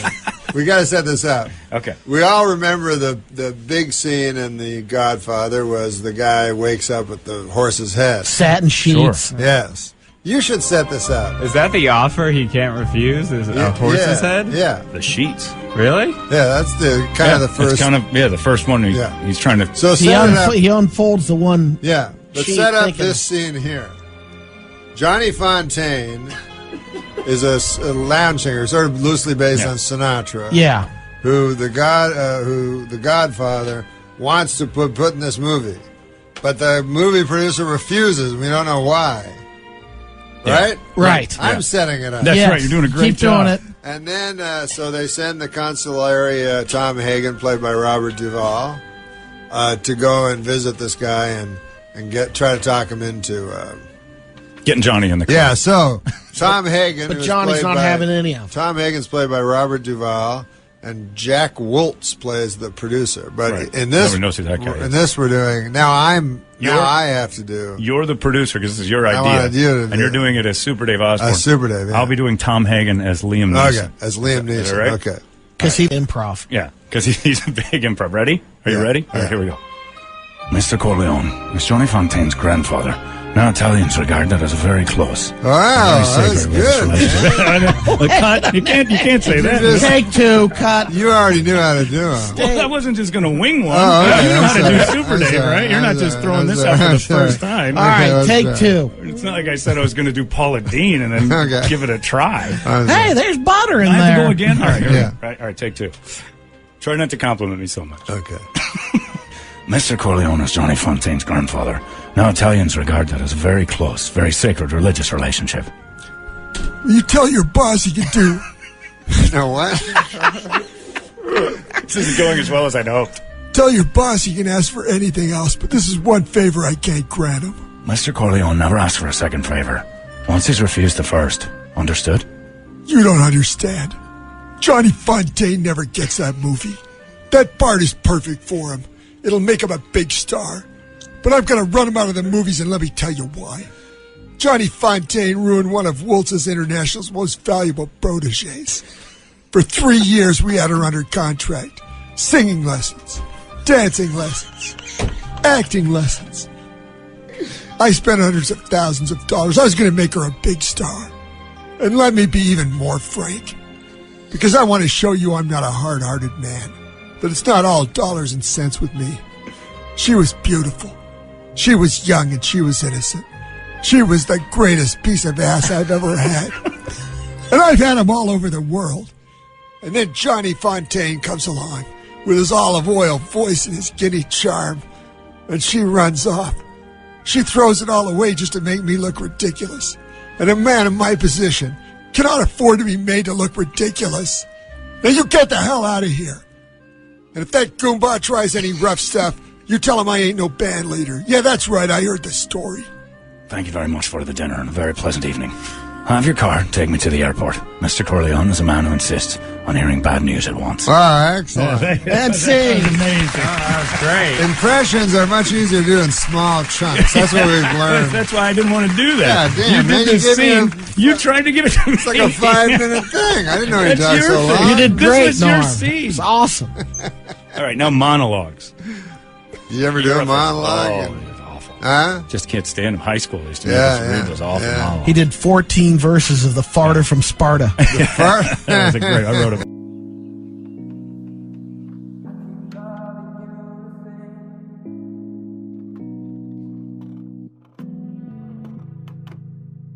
It's been a while, and I still like the way you look at me. No. So, but one big news story: Twister is the big what do you call it? Movie. Yeah. Twister's the big movie, and I got some news. Apparently now they're thinking about Oscars for the movie. Yeah. They're thinking of Best Actor for The Wind.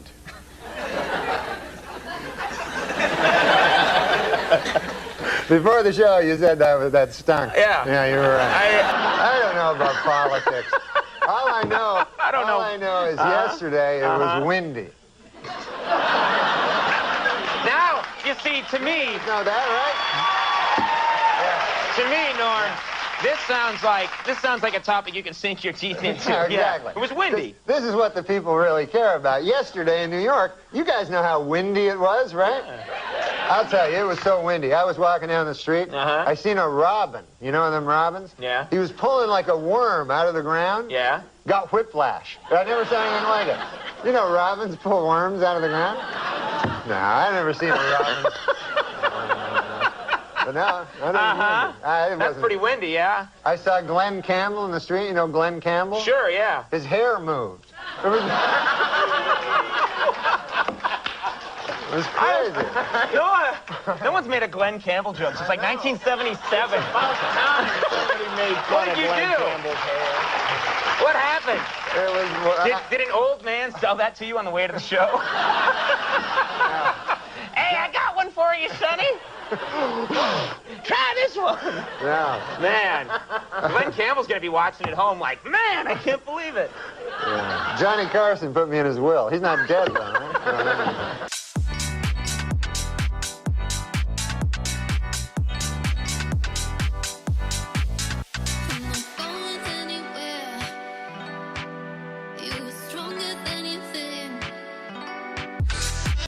That's a windmill. It does not, in fact, pump water, but it's pretty. I think everybody can enjoy, again, sturdy steel structure. That's. You ever tilt at it?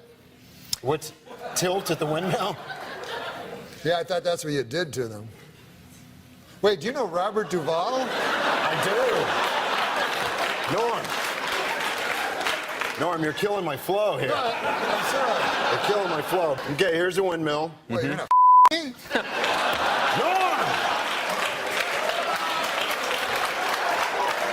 Your two options were attack and fly away. I love you. Let's bump the pit bulls. Not salad tossing. I'm sorry. I'm sorry. Okay. Okay. Lady I saw you with last night. It's rude. Bit of a hippo. I read about a hippo swallowing a man, and I thought of you. No, you remember Ruth? You remember Ruth? His girlfriend is a wonderful kitchen butt. Remember Ruth? Yeah. Dr. Ruth? Nah, he went out with this big fat hog named Ruth. I listen, it's not sexist in any way. It's not sexist. No, The whole family. The whole family. Ruth's family? Oh my God! They may as well live in a sty. Okay. Because not only, I mean, they were obese, the whole family. Sure. But they were filthy. Like they didn't. Like pigs. Like pigs, they would eat, and then the food would fall on them. And it always. His father, I remember, like his gut was way up. And you know the and the skinny arms like a He would just pterodactyl. eat off of his own gut? all the time, yeah. And then a big fat Ruth there with this fucking guy. And she'd always sit on his knee. He'd whatever. I don't even want to get into it. This is when you were drinking heavily. I mean, it's just rude. No, I know. I mean, I'm not saying that her. Listen, people have girth issues. Yeah. I mean, I think it was inherent. I mean, it was just. Yeah, I mean, I try to be. Girth issue. Yeah, it was. Yeah, it was a genes issue. I mean, I don't think she could really help it. Oh yeah, no, it was all genetic. Her genes were not flattering. Her genes caused her to buy a lot of fucking pastry. I'll tell you that. No, but she was a nice lady, you know. Yeah, really nice lady. But spiteful. Really? She Spiteful? sounds great. Yeah. She was nice. She was nice, but she was horribly spiteful and horribly obese. Yeah, she was mostly known for her spite. Like if you got to know her. No. Yeah. You have to be really spiteful to have that be. Absolutely. I knew her for 3 months. I didn't even see a fat person anymore. Just pure spite. Spite. That's a compliment to some fat people, though. I guess. Had you said that to her, I don't even see fat when I'm around you anymore. I just see spite. No, she was. One Well, time she I tried helped to. me through a dark time. Yeah. One time I tried to drive around her and I ran out of gas. I don't want to say she was spiteful, but she could be watching, man. I don't want to say she was spiteful, but one time she got on the scale and said, "Please, one at a time." I mean, this lady was spiteful. She was a big girl. That's spite. Why was she spiteful in that analogy? Getting on the scale. Well, the scale was spiteful in that. Well, that's true. Maybe it's the scale that was. One time, she was so spiteful, she was swimming in the ocean. A helicopter fucking radioed down for landing instructions. I mean, she was a little spiteful. No, it's just a euphemism. Ruth. God bless Ruth. God bless Ruth. She was named after the biblical figure Ruth, which covers both of our religions. Thank you. The book of Ruth was in the Old Testament. The book of Ruth?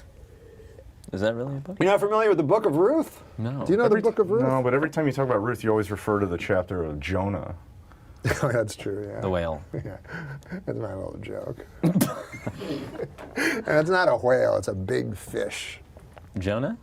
Yeah, it wasn't really a whale. It was referred to as a big fish, and then people thought that's less whale. offensive. I don't even think a whale's a fish, is it, Steve O'Donnell? It's a mammal. It's a mammal. Yeah.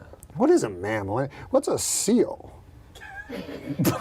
It's not mutually exclusive. I mean, you can be a seal whale has to and a breathe air, right?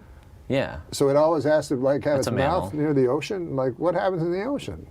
What happens to us in the ocean? We drown and die. That if you do it wrong, if you think you're not a mammal. But a seal, though, does it just hang around the how does it get up? How do they get up on those buoys? It's a shimmy. They're shimmy. They must be just pure muscle, the way Ruth's pure spite. Yeah. All right. Pure blubber. Okay, you know. No, what? He's going out with a nice girl now, though. No, she dumped me. Oh, that's right. I'm sorry. Wow. Yeah. Well, husbandry. Oh, no, that was your hobby. No, but you fucking animal. No, I'm kidding you, man. I'm kidding you. You're an ordinary guy. You know, are these street jokes? No. So you wrote them? They're not. Someone wrote them. No, I'll just read it then. Yeah.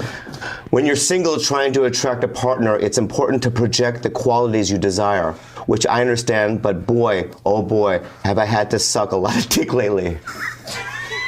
That's sort of like a Bobby Lee joke. It is a lot like a Bobby Lee. All right. What about this one? This is for you. Here's one for Bobby Lee. I don't want to know no more dick sucker. No, sir. And then I also said that I sucked my cousin's dick. Yeah. Can I say that? That's a sharp left. Yeah, which I didn't know there was a camera on. Okay. Right? Yeah. And I'm not gay, but in high school I sucked my cousin's dick. Yeah, sure. Boy, was it hot outside today. I went out to buy a California Pizza Kitchen signature pepperoni frozen flatbread, and by the time I got home, it was perfectly cooked and entirely eaten. 100% true. Oh, you ate it. See, I love Bobby laughs. I love the laughs. It's just weird, right? Some of them are odd. I'm not going to lie to you. This is a joke. Well, some of them. But this is a joke. I think technically. Like an observational joke? What about this one? This is a short one, fast one. Okay. I signed up for my company's 401k. 401k? I'm sorry. Yeah, no. I fucked it up. No. Don't give me a line reading. Give me a line rating. I didn't know what 401k was, so I thought. I mean, you give me a line rating, then you touch me. That's you're very soft. I know. I signed up for my company's 401k, but I don't think I can run that far. It is a long way.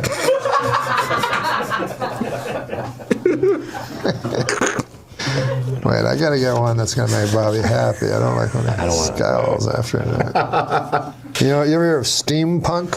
Yeah, I like it. Oh, you do? Yeah. Well, there's a joke for you.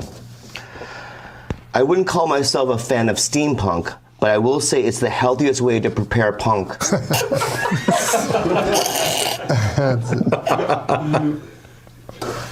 If I was grading constellations, well, this is a thing we get once in a while. We ask for letters from people that have problems, and it's actually called Dear Bobby.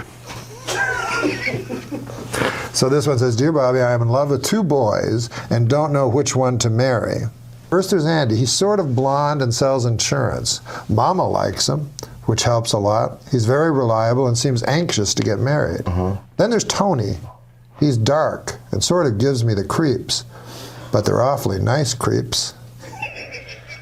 I don't know which one I like best. In the daytime, I like Andy, but I believe I like Tony better at night. Which one do you think would make the best husband for me? Andy or Tony?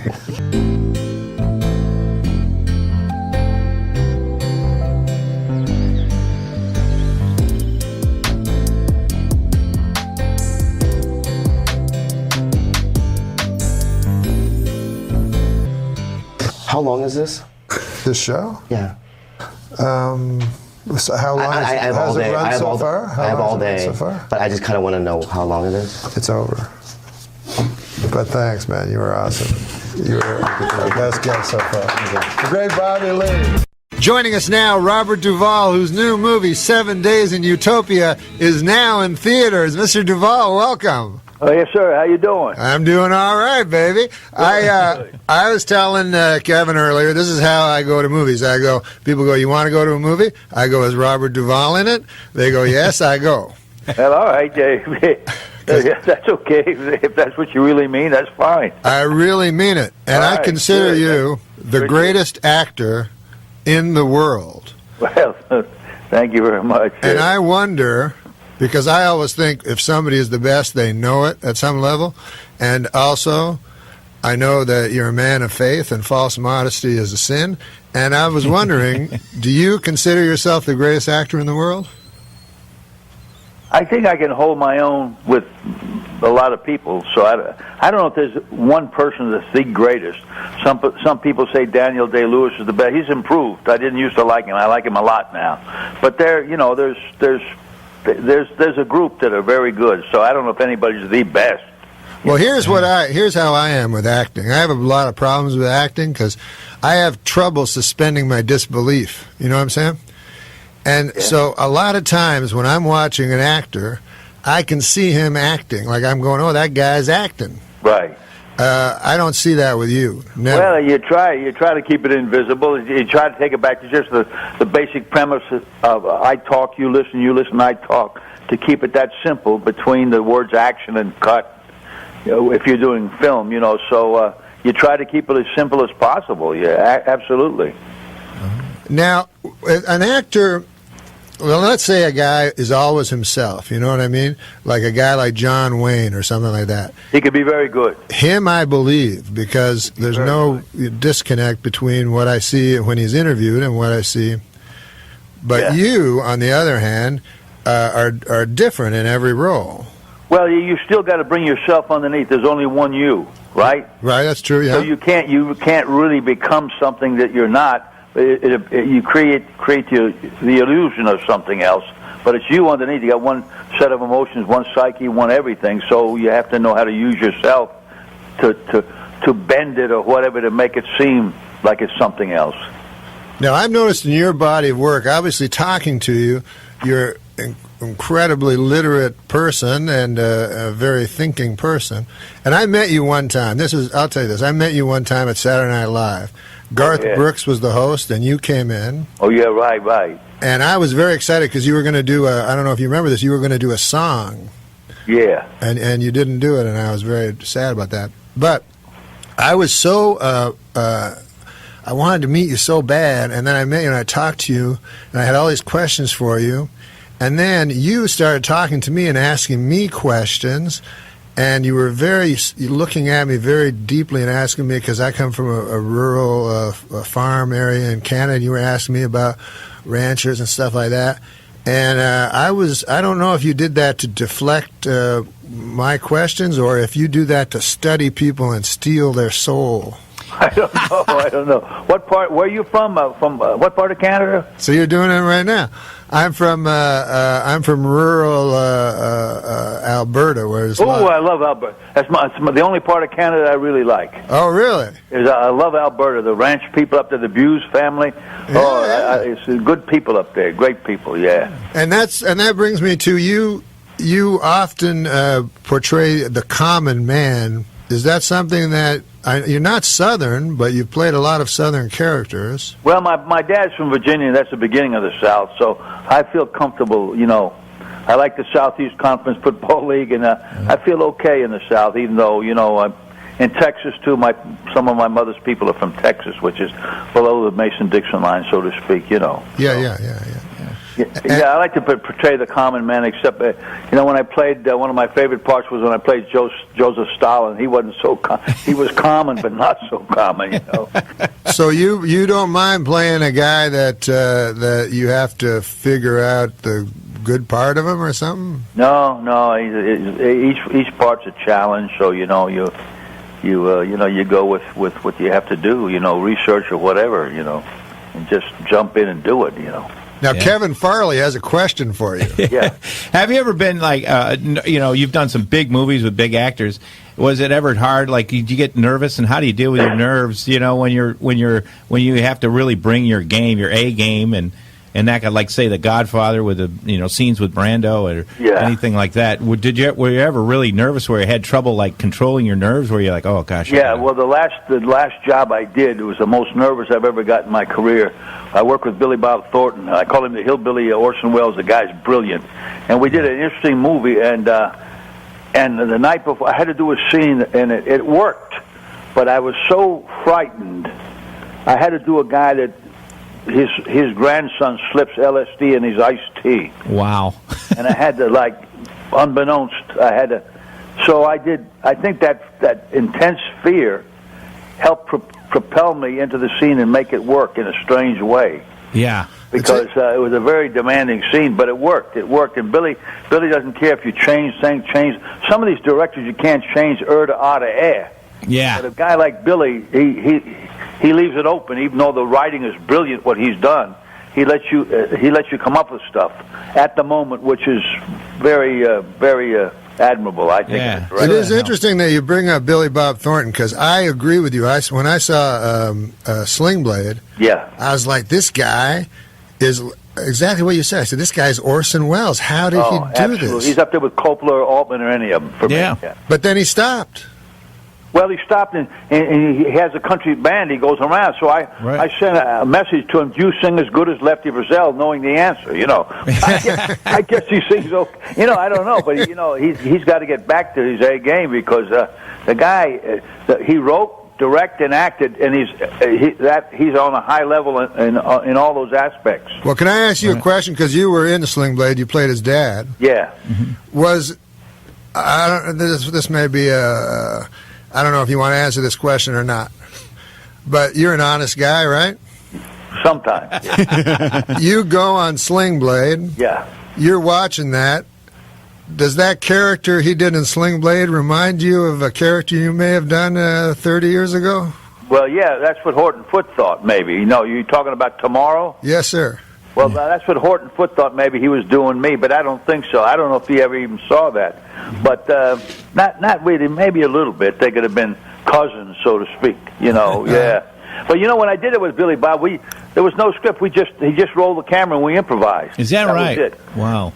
So, he's great to work with, and he's got some more things he's going to do, and he's great. You have an incredible taste in the choices you make, right?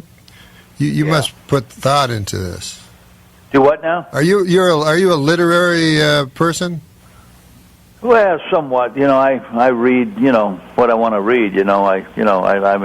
I'm reading a lot of stuff on the Comanche Indians now, because a friend of mine may direct Empire of the Summer Moon, that terrific script on. Oh yeah. I guess I may be wrong, but Horton Foote once said people don't know what goes on beyond the South Jersey shore from New York necessarily, and I think that I don't know what I saw of The Searchers. It may be a great movie by John Ford, but what I saw, I got to watch the whole thing. I found some of it corny. Yeah. Melodramatic. You found some of The Searchers corny? Yes, absolutely. Which parts? Absolutely. Please come home. Please come back. And this book deals with the real thing of that woman that was captured by by the Comanches. Sure. But if you criticize, a friend of mine once said, if you criticize John Ford, like I got this great icon from Hollywood, it's like attacking motherhood. Yeah. But there's some of those old guys, like when I did True Grit, that was one of the worst directors I ever worked with in my life, Henry Hathaway. Yeah. One of the worst. Some of those old guys were like tyrants, Yeah. The opposite of Billy Bob. Right. Yeah. And I remember you saying one time that I found interesting, that you either like the new kind of acting or the old kind of acting, and you don't like the old kind of acting. Well, a guy like Spencer Tracy, for the most part, was terrific. Of course, when he did Old Man in the Sea, the Communist Daily newspaper in Havana, Cuba, blasted him, saying that here's a Anglo-Saxon trying to play a Cuban. But actually, when he was right, like Bad Dad, Black Rock, he was wonderful. But I think that the young actors today are better than ever. You do. Absolutely. You go in each country. Look at the African Americans, the black actors we have now. They never could act before. Before it was like Uncle Tom time. Right. Wonderful black actors, Spanish actors, guys in Argentina I know, wonderful actors, Spain, England. It's open to all now. It's an in medium that's open to all. So I think there's good and bad still, but I think overall the young actors, the bar's been raised. Maybe those who went before, we helped them find that aspect of it all. But no, I really think that it's open for all, and there's still bad work, obviously, and bad movies, but some of the young actors are wonderful. Well, tell us about this young actor that you're working with in 7 Days. He's as good as they get. He's terrific. Lucas Black. He's a scratch golfer. Wow. It's the only movie ever where the lead actor can hit the ball, really. Yeah. And he's No, a terrific that's true. guy. In between takes, he said, I will challenge the world champion turkey caller and beat him. He does these phenomenal animal calls because he grew up with nature, fishing in the backwoods of Alabama, you know. Oh, wow. He's a terrific kid, and when we did the movie, it was wonderful to go work in Texas with just great people down in that hill country, and Lou Waters and his family, and Ken Herford and the golf pro stand. All these wonderful people welcomed us, and it was great working with. That's one of the reasons I took it to work with Lucas. Yeah. Yeah. Well, I'm going to love it because I love. I don't think you love golf, but I love golf. Well, I like it okay. It just takes too much time. Yeah, it's a long time. It does. And my good friend Jimmy Kahn's always out playing, but I'm afraid to ask him his handicap because I know he'll exaggerate. Yeah, a lot of golfers lie. I read a thing once in Golf Digest. They went out because it's very, a lot of integrity of real golfers, And it was. Yeah, well, I've heard of guys picking up the ball when you're not looking and throwing it another 100 feet. Yeah. Or on the scorecard, I guess it's easier to cheat consciously and unconsciously, Sure. My second favorite golfer behind Tiger is in your movie, KJ Choi. Oh, he's terrific. Yeah. Was he a cool guy? Yeah, I didn't get to know him, but they say he is. Yeah, he played a villain, but he's supposed to be really a terrific, really a nice guy, So it was interesting working with those guys. I love working in Texas. Yeah. We should talk about Lonesome Dove because that's my favorite part. That's your favorite part ever? Yeah, ever. Real, not Tender Mercies? No, ever. No. I said let the English play Hamlet and King Lear. I'll play Augustus McCrae.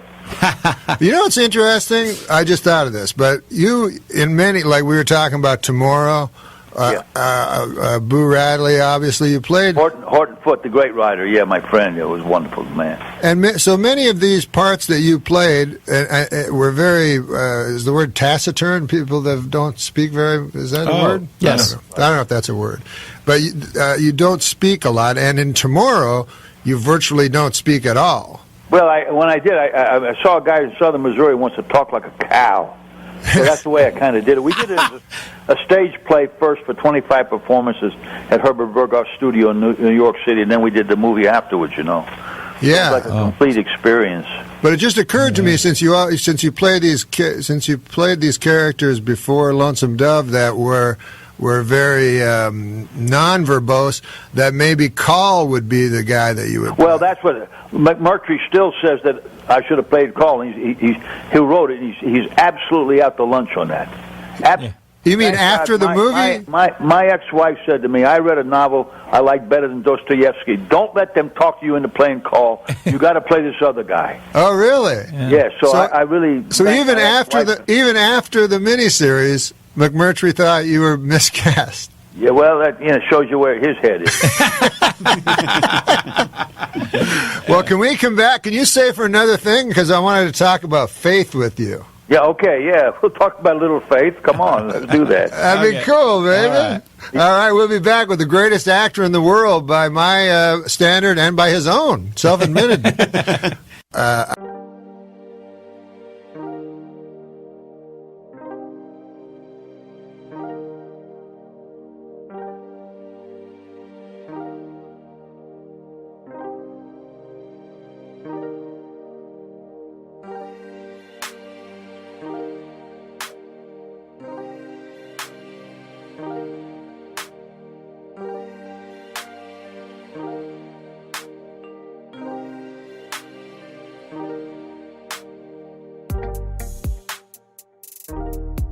I wanted to talk about country music because I love country music, and I know Robert Duvall. Oh, yeah, I like it. I love it, yeah. Yeah, and we actually have a common friend, Billy Joe Shaver, who I love. Oh, Billy Joe, my wife made a wonderful documentary on him. I saw it. It was awesome. Oh, he was so natural in front of the camera. When I put him in the Apostle way back the second day, he came out and said, hell, I got this deal licked, he said. Now, listen, if there's a guy whose life story should be made into a movie, isn't it that guy? I think so. Chris Stofferson once said, if life was a television show, Billy Joe Shaver's come on every morning at 4 a.m. I want to ask you this, Mr. Duvall, because I want to, since we were talking about country music and Billy Joe Shaver and stuff, when I talk to Billy Joe Shaver, this is what I love about country music, and I talk to him about writing a lot. Right. And he says that the hardest thing about it is taking very big ideas and putting them in very small writing, very pithy writing, not to be over. And it strikes me that your acting is like that, like a lot of the things that you do, like in Tender Mercies, which I loved, you don't speak a lot. Right. Yeah. So now what's the question? The question is that why you love country music? No, I just like country music because I've always listened to my brothers sang opera and they were classically trained, and I always just loved country music. That's what I loved it. Now, I suppose you'd say that's corny, too. You seem to say everything's corny. Well, no. There's a legitimate sense of melodrama. I mean, you find that in Shakespeare. Melodrama can be very valid. Things that seem melodramatic. Right. Because I'm always defending country music because people say to me like, "Oh, country music, it's just about your dog dying, you're losing your truck, and you." Right. Play it all backwards. Yeah, but I go, that's life. That's what life is. Yeah, but the point is, you go. I took my wife to her first opera here in Washington D.C. where they played They put the subtitles up there. What they were singing in Italian. It was far cornier and simplistic than any country song I ever heard. So your country musicians you like Lefty Frizzell, you said? Yeah, well, I love Merle Haggard, but there's so many I like. I like Bobby Bear. I loved Waylon Jennings and Johnny Cash. They died too young, these guys. Yeah. Well, Waylon Jennings, he was the greatest. It's interesting you mentioned. Tammy Wynette was wonderful. She was a wonderful lady. Yeah, you like lady singers? Talking about. Yeah. What about? It's interesting you bring up Merle Haggard because I might be way off base, but when I saw Tender Mercies, I'm like, oh, he's doing Merle. Well, that's what somebody thought. That's what Willie Nelson asked me if I was aping Merle Haggard. I said, "Well, I love him. I don't know if I was aping him or not, but maybe, And then George Jones said it was his life story, which it wasn't. So I don't know. But speaking of faith-based, real quick, Billy Joe Shavers, he lost his son, his mother, and his wife, who he married 3 times. He lost them. They died all in 1 year. It was incredible. It was like Job. Yeah, I said, Billy Joe, how'd you get through this? He pointed to his chest and said, Jesus Christ. Now, you can't say that in New York City. Up north, you don't do that. But down there in the south, of those guys, they're pretty inundated in the philosophy and beliefs of Jesus Christ. So that's what he said to me at one point, Billy Joe. Yeah, they're not afraid to say it. And you're right. If you say it like I live in Los Angeles, if you say such a thing, people will look at you like you're saying you have Down syndrome or something. Yeah, well, who's the writer from Alabama? He wrote a book all over but the shouting. I forget his name. He wrote for the New York, one of the New York papers. I forget the guy's name right now. He brought that up out in the South. You do that once you get above the Mason-Dixon line. Sometimes it's difficult to bring up Jesus or anybody like that because they look at you like you're a square or something. Yeah. Yeah. Well, they look at you like they reduced him to a silly character. Yeah, exactly, yeah. And I'm sure that must have been your motive in writing and directing and starring in The Apostle. Well, yeah, it took me many years to get it off the ground. I did. I had to use my own money and everything. Had I done it in Hollywood, they would have never done it correctly. They would have paid me big time, patronized the subject, patronized certain regions in America. When I did it, I put up my own money. I got my money back plus change, and that was it. But I got great satisfaction in doing it. Yeah. Because I got from both ends. I heard that the great preacher, from Billy Graham liked it, and then I got a wonderful letter from Marlon Brando saying he liked it. So I got it from the secular and the religious. That's great. That's fantastic. You got it from both because sides. you. What was the name of the character? Sonny. Sonny Dewey. I wanted to use my mother's maiden name, but that was the name of some preacher, so I didn't want to get a lawsuit. So, his Sonny Dewey, yeah, exactly, yeah. But that movie really struck me because I grew up in rural Canada in a very, very small town, and the preachers would come, and we would go and listen to them. Yeah, there's some of those preachers up there in Canada. I actually went to some, yeah. Oh, yeah? They're a little different from the guys. I'm on the devil's hit list.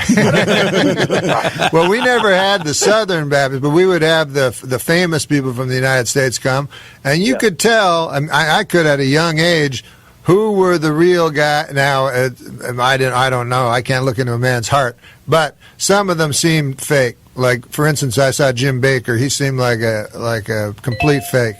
Well, he could be. Yeah, a lot of those guys, yeah. But I tell you, I saw Jimmy Swaggart, and I thought that's a real guy. And even when he did his apology on TV, that seemed authentic to me. Yeah, but he does like he's minimized his crocodile tears since then. He's very talented. You think those were crocodile tears? Yeah. Billy, his cousin, who's his cousin? Jerry Lee Lewis. Yeah, he said we worked different sides of the street. That's what. Really? So you think? But the country singer, what's his name? The guy from Nova Scotia. Hank Snow. Hank Snow. Well, his son was a Pentecostal preacher. He was one of the first guys I saw doing my research. Jimmy Snow. He has a church down there. But what happened was Lefty Frizzell's wife went to his church, so he knew Lefty was around her, and he was a drunk and this and that. He says, God told me to tell you to leave Lefty. And Lefty called him up and said, well, God told me to tell you I'm going to come over there and whip your ass. What were you raised? What were you raised? Anyway. What were you raised, Robert? Oh, I was just a Protestant family. Okay. Mainly. Yeah. My dad was different. Yeah. Kevin, you're Catholic. Irish Catholic. Yeah. Yeah. So I was raised Protestant. That's a little more. Catholic's a little more ritual. A lot of rituals. Protestant's a little more. I don't know if it's a little more visceral, direct. Maybe. Yeah. Don't get my wife started. She comes out of a Catholic family in Argentina where the Jesuits ruled. But we won't get into that. We won't get into that. Yeah. When did you get married? Pardon? How old were you when you married your latest wife? Oh, I was old. When I met my father-in-law, I said, I don't want to call you a father or son, he said. You know what's amazing? And then I told Wilford Brimley. You know, Wilford, he's a character, that guy. He was a Jack Mormon. He was a bodyguard for Howard Hughes. He sings jazz with a band. He's a very interesting guy, Wilford Brimley. When I came up, I said, you know, Wilford, I got this young woman that's much younger than me. Everybody thinks she's too young, this and that. He said, let me tell you something, my friend. The worst thing in the world for an old man is an old woman. Now you do have people. You have a much wider interest than most actors, right? Most actors, I think, hang out with other actors or whatever, or go to parties or whatever. That's okay. I like a good Hollywood party when I'm out there. We live in Virginia, actually. Yeah. My wife's from Argentina, but she said Virginia for her is the last station before heaven. Oh, that's nice. She loves it here. And, I love Texas, but we like living in Virginia at the moment, Yeah. And how do you keep up with a young lady like that? Oh, well, I don't know. She keeps me going. She looks after me well. Here's what I was telling Kevin during the break. I was saying, you're 80 years old, right, sir? Yeah, I'm 80 years old, right. Now I see you when you're interviewed. You don't look 80 at all. You're powerful and you talk, but then you can do parts like I saw. I remember in Convicts. That's where I thought you looked the oldest. Yeah, you looked like a real 80-year-old guy. Well, that was another Horton Foote script, and the director of Tender Mercies, who did not direct that, liked that movie so much he gave it as Christmas presents to his friends. That was a nice film that a lot of people didn't see. Oh, that was but a beautiful movie. I had a wonderful career of 4 or 5 movies with Horton Foote, and then I had also with Coppola. And had I never done anything but those two guys' works, it would have been a wonderful mini career for me. There were two wonderful, talented people that gave me great parts and everything. But it was great working with Horton. You know how many people you have a friend for 50 years, for God's sake. Oh, that's nice. That's unbelievable. And then the movie of Get Low that I did, it was so. I loved that movie. My wife loved it so much. I wanted Horton to see that before he died because it reminded me of his work, but then he died before it came out. Oh. And when I was doing the final speech for the audience, my wife was off camera, and she got a telephone message that Horton had just died. Oh. When I was doing that speech about death. Yeah. Wow. So ironic. It was like full circle from To Kill a Mockingbird. You know. Yeah. And that's also interesting that you were doing the speech in Get Low, and in Tomorrow, you in the last scene were in a coffin. Yeah, well, yeah.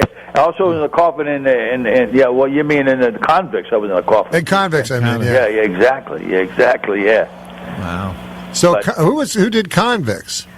Who directed that? Yeah. Pete Masters, and that was Horton's first cousin. Yeah. Oh wow! Yeah. Right, That was an amazing movie, and that was a character that was, I guess he had dementia. Yeah. I played him like one of my uncles moved to Texas from Virginia, and I sat on a grave. Whose grave am I sitting on here? and I made that up. Horton would sit under the cameras. He'd write. I say, Horton, could I try change a little? Go ahead, Bobby. That's okay. Then he'd watch it. They say cut. He'd go back to writing something else. But he didn't mind if he changed a little something. You know, not so much the text, but he was great to work with, Horton. He was really an actor's friend and ally. Some of these directors you work with are an actor's enemy. Yeah. Well, Tender Mercies was the best movie ever, but I remember a line in Tomorrow that was so cool. I just remember it now. I'm going to screw it up, but it was when they come and take the boy from you. Yes. And you say, do you remember the line? Once you refresh my memory, it's been a long time. You say, I expected it. I reckon that's why it took me by surprise.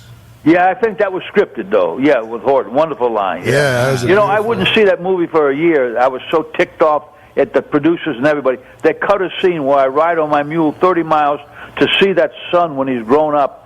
I say his name, he doesn't recognize me. I take off my hat to see if he'll recognize me. Then he doesn't. And I get in my mule and ride and go back home 30 miles. Wow. And I had a great moment. One of those moments I got so emotional I couldn't even speak. And they cut the scene. Oh, that is interesting because in that movie it is a little choppy at both ends. Yeah, exactly. Well, I won't go into the reasons why that could be, but but overall it was a good experience, and it's always great. It was great working with Horton. Do you have other scenes that have been cut that you wish were not? Yeah, probably. I can't think of any right now. Let's hope Billy Bob doesn't cut any of mine from this. Well, I'm glad to hear that Billy Bob is directing. This was the most unique script I've probably ever read. The one, Jane Mansfield's Car is the name of it. Billy Bob script. Yeah. And the people, he sent the script to the same people that financially backed 7 Days in Utopia. He never heard from them because a lot of the preachers will not come see this movie. Of course, if they come, they might like it underneath. See, but, it is so secular but so accurate.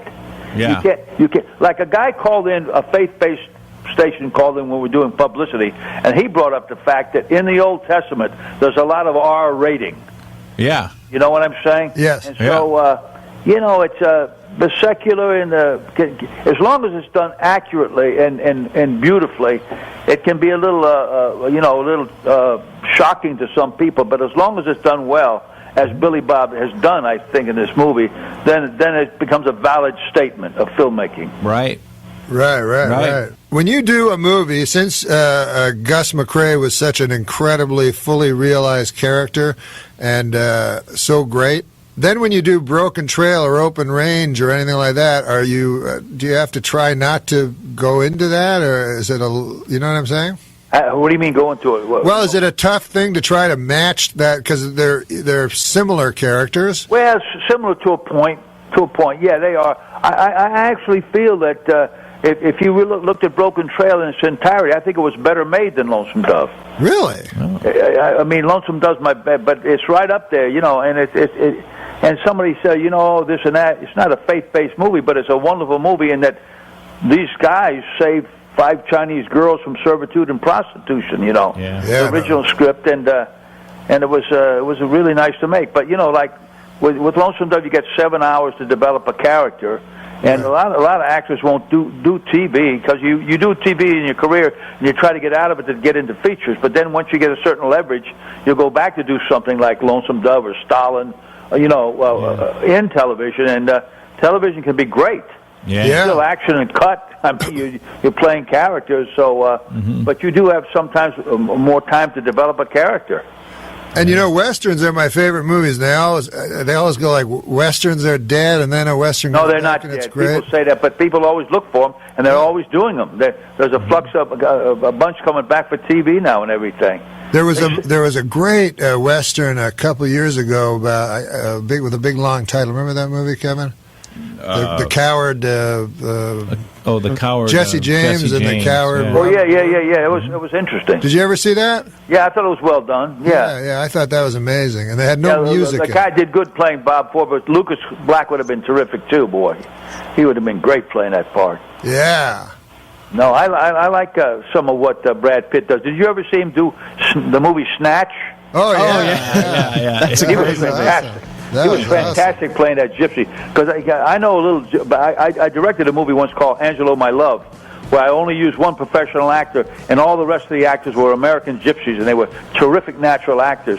But Brad Pitt, I think, went up to Northern Ireland and picked up that lingo. It was terrific. Well, thanks a lot, Mr. Duvall, for all your time. You're awesome. Thank you, Mr. Duvall. And say hello to Dennis Miller and tell him next time I expect to talk to him. What the? Dennis Miller Show.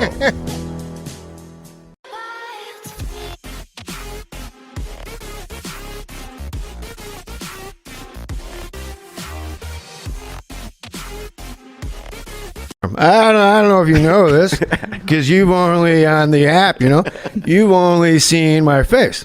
But I don't want you to be surprised or shocked or set back or put off, because when you see all of me, I'm a big fat fuck, I could put my hands in my pockets when I'm naked.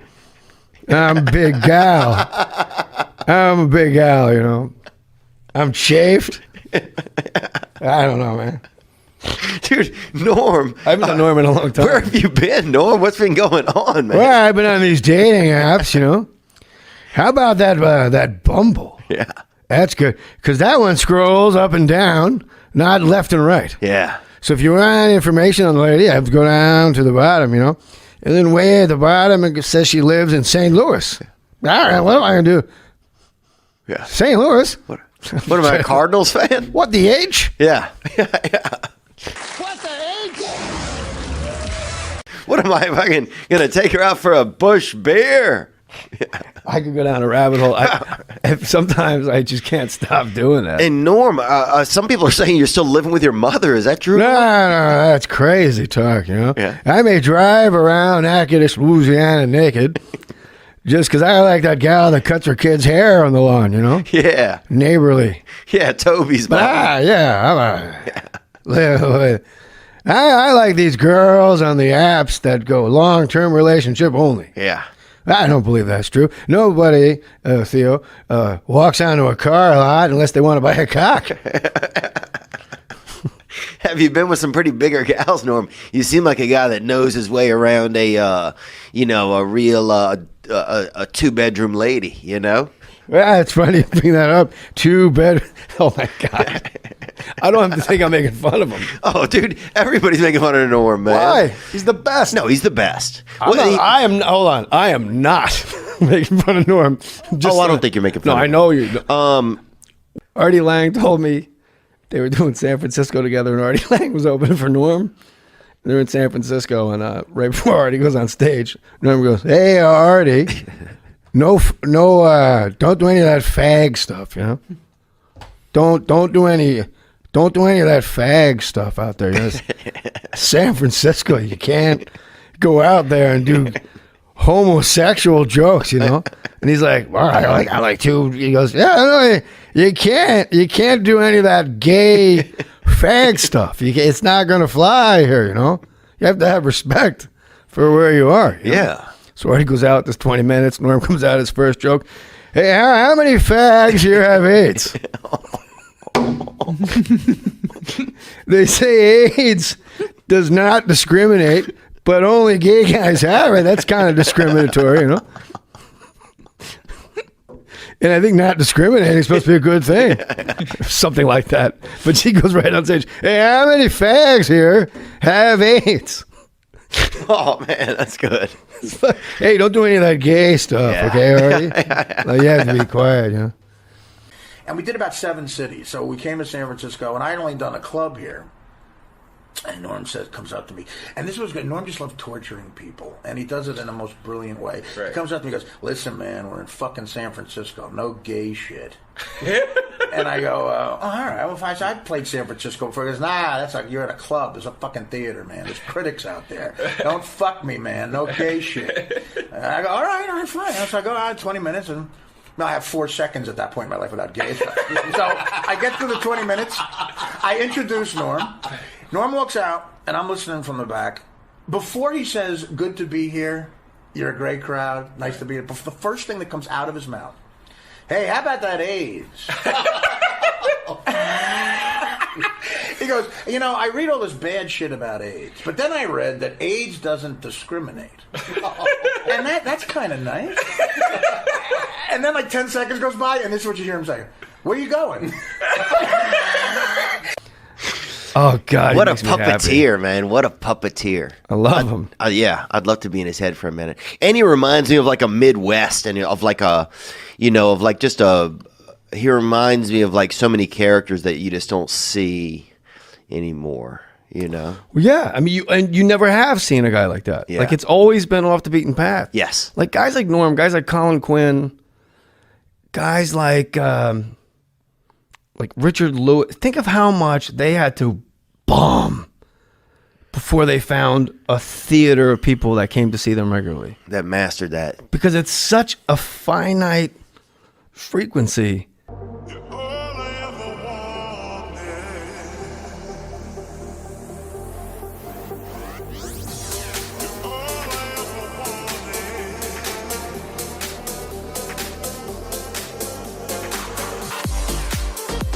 What is your favorite Norm MacDonald story? I have a feeling I know what you're going to say, but who cares? Tell the story anyways. We all love it. It's the best story ever. I don't know what story he's talking about that he thinks he knows I'm going to tell is my favorite Norm MacDonald story. I don't know either. I was at Antioch, California, Pizza Man. How'd you like to be at home, Yeah. Yeah, a bunch of kids. Yeah. Big fat wife, big fat fuck, giving you an ear beating. Beautiful big guy. I'll take care of everything. I'm going to order pizza. Yeah. That'll make everybody happy. Yeah. And that guy is asking questions on the Theo Vaughn podcast. And his pie's 7 minutes late. Meanwhile, that fucking guy's wife digests him. You can't give up. I can go insane doing it. No, it's so good, though. My favorite Norm MacDonald story is probably one you guys don't know. It's in my book. Is when he would. Okay. Greatest. I think I know what he's talking about. Wow. What was the kid's name? Antioch Pizza Man. Anthony? Ryan Louderback. Ryan Louderback.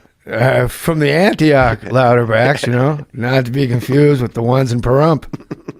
I don't know what's going on here. We were writing a sketch. Well, I was watching other people write and rewrite a sketch. And there's like 30 writers, and the sketch was David Spade. Fred Wolf wrote it for David Spade. I'm pretty sure it was Fred Wolf.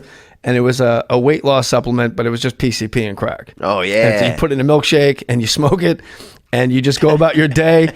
And then, when they show, a fat person becoming a skinny person, it says, 16 weeks. It was 6 hours.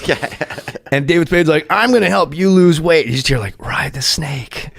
You got to ride the snake. Don't let the snake ride you. And then they just have all these people shrinking into skeleton bodies, and because it's just crack. It's all drugs. Yeah, that's drug related. Crack. They say drug related. And they have Farley, a pre-filmed piece of Farley at a drive-thru window that they're going to cut to in the sketch. And Farley pulls up to a drive-thru window and he goes, "I'll have." He's one of the people that are just started. Yeah. And he goes, I'll have, can I take your order? He goes, yes. I'll have 14 cheeseburgers, 14 hamburgers, 4 vanilla milkshakes, 6 strawberry milkshakes, 3 chocolate milkshakes, 6 apple pies, And it just goes on and on and on. And the rewrite, it was like from 1 in the morning till 3 in the morning. I'm not kidding. It was 2 hours. Guys from Harvard, Brown, Yale, arguing over what, because the guy goes, will there be anything else? And what he says next for 2 hours, they're like, how about he repeats the exact same order again? Yeah. How about he says all that and goes, a Diet Coke? How about he says all that and goes, make that 9 apple pies? When I say 2 hours, Theo, I'm not kidding. From 1 a.m. to 3 a.m. And what we didn't know was Norm was sitting on a couch at the other end of the writer's room. And it's just going around, and it's chaos. I could totally imagine that, too. But it's like, people justifying their jobs. This huge order, anything else? And he goes, yeah, because he was like, yeah. Anything else? Yes. And then what comes after he says yes? That's the whole crux of the argument.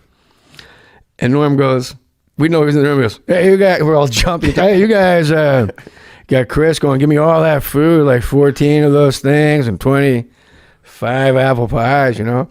And the guy in the box goes, hey, will that be all? Why doesn't Chris go, yes? It's the greatest rewrite in the history of comedy. We had him going, will that be all? No. I also want, and Norm's thing was like he had pride, like he had control after all that fucking food. Everybody goes, yes. Yeah. One syllable. One syllable. We were on the ground, rolling, laughing.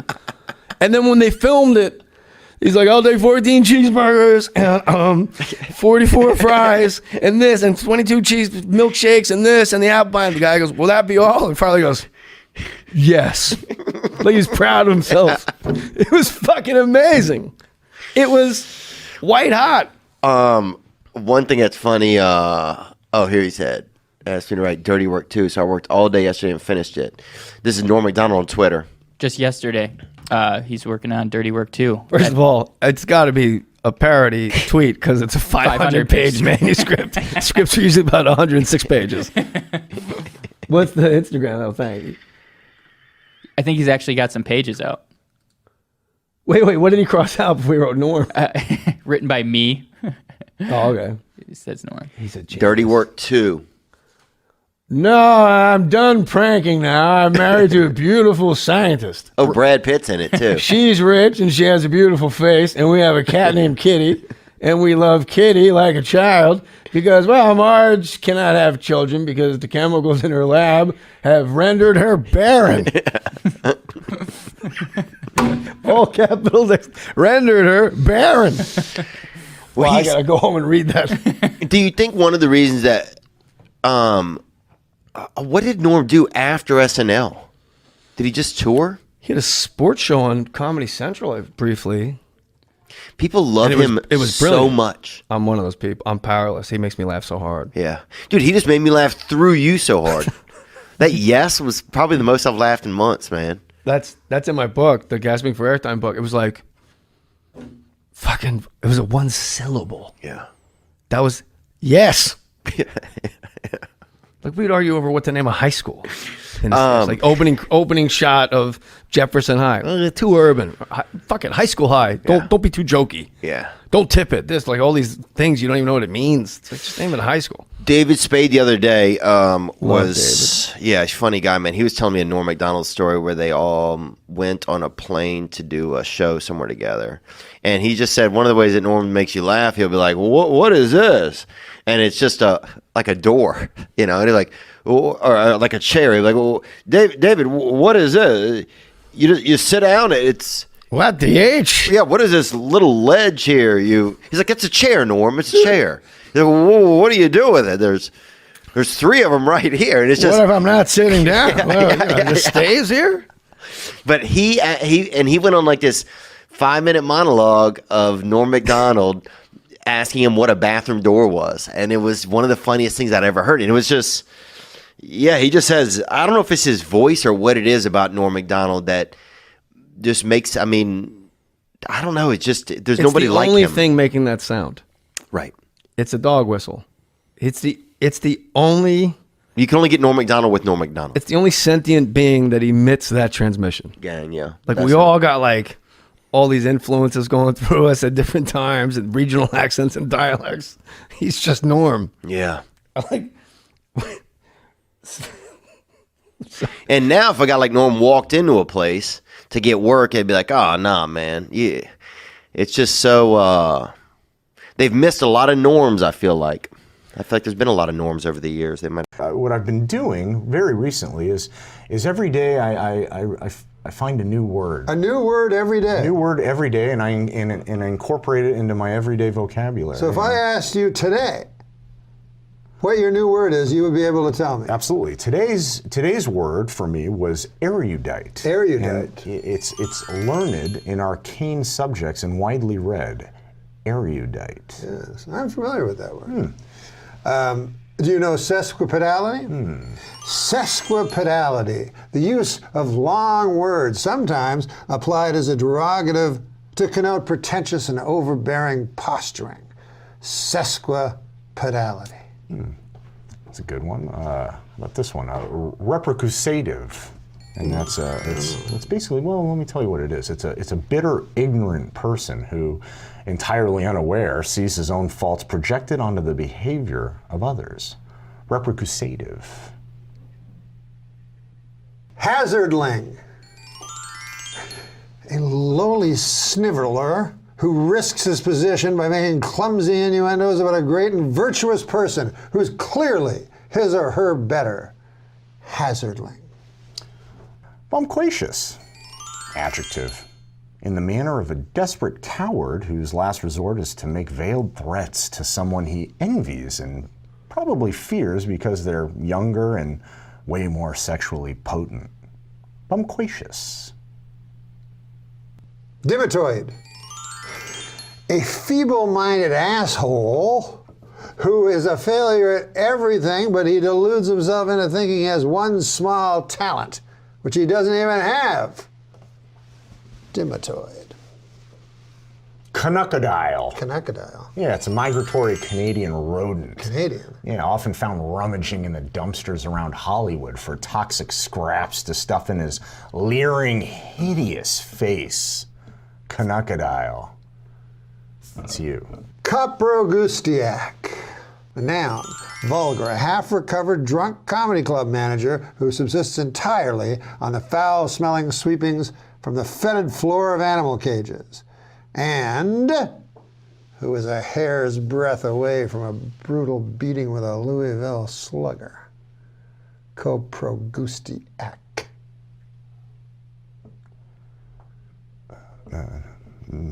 No, Norm. I haven't heard that one. It's a good word. It's a great word. It's a great word.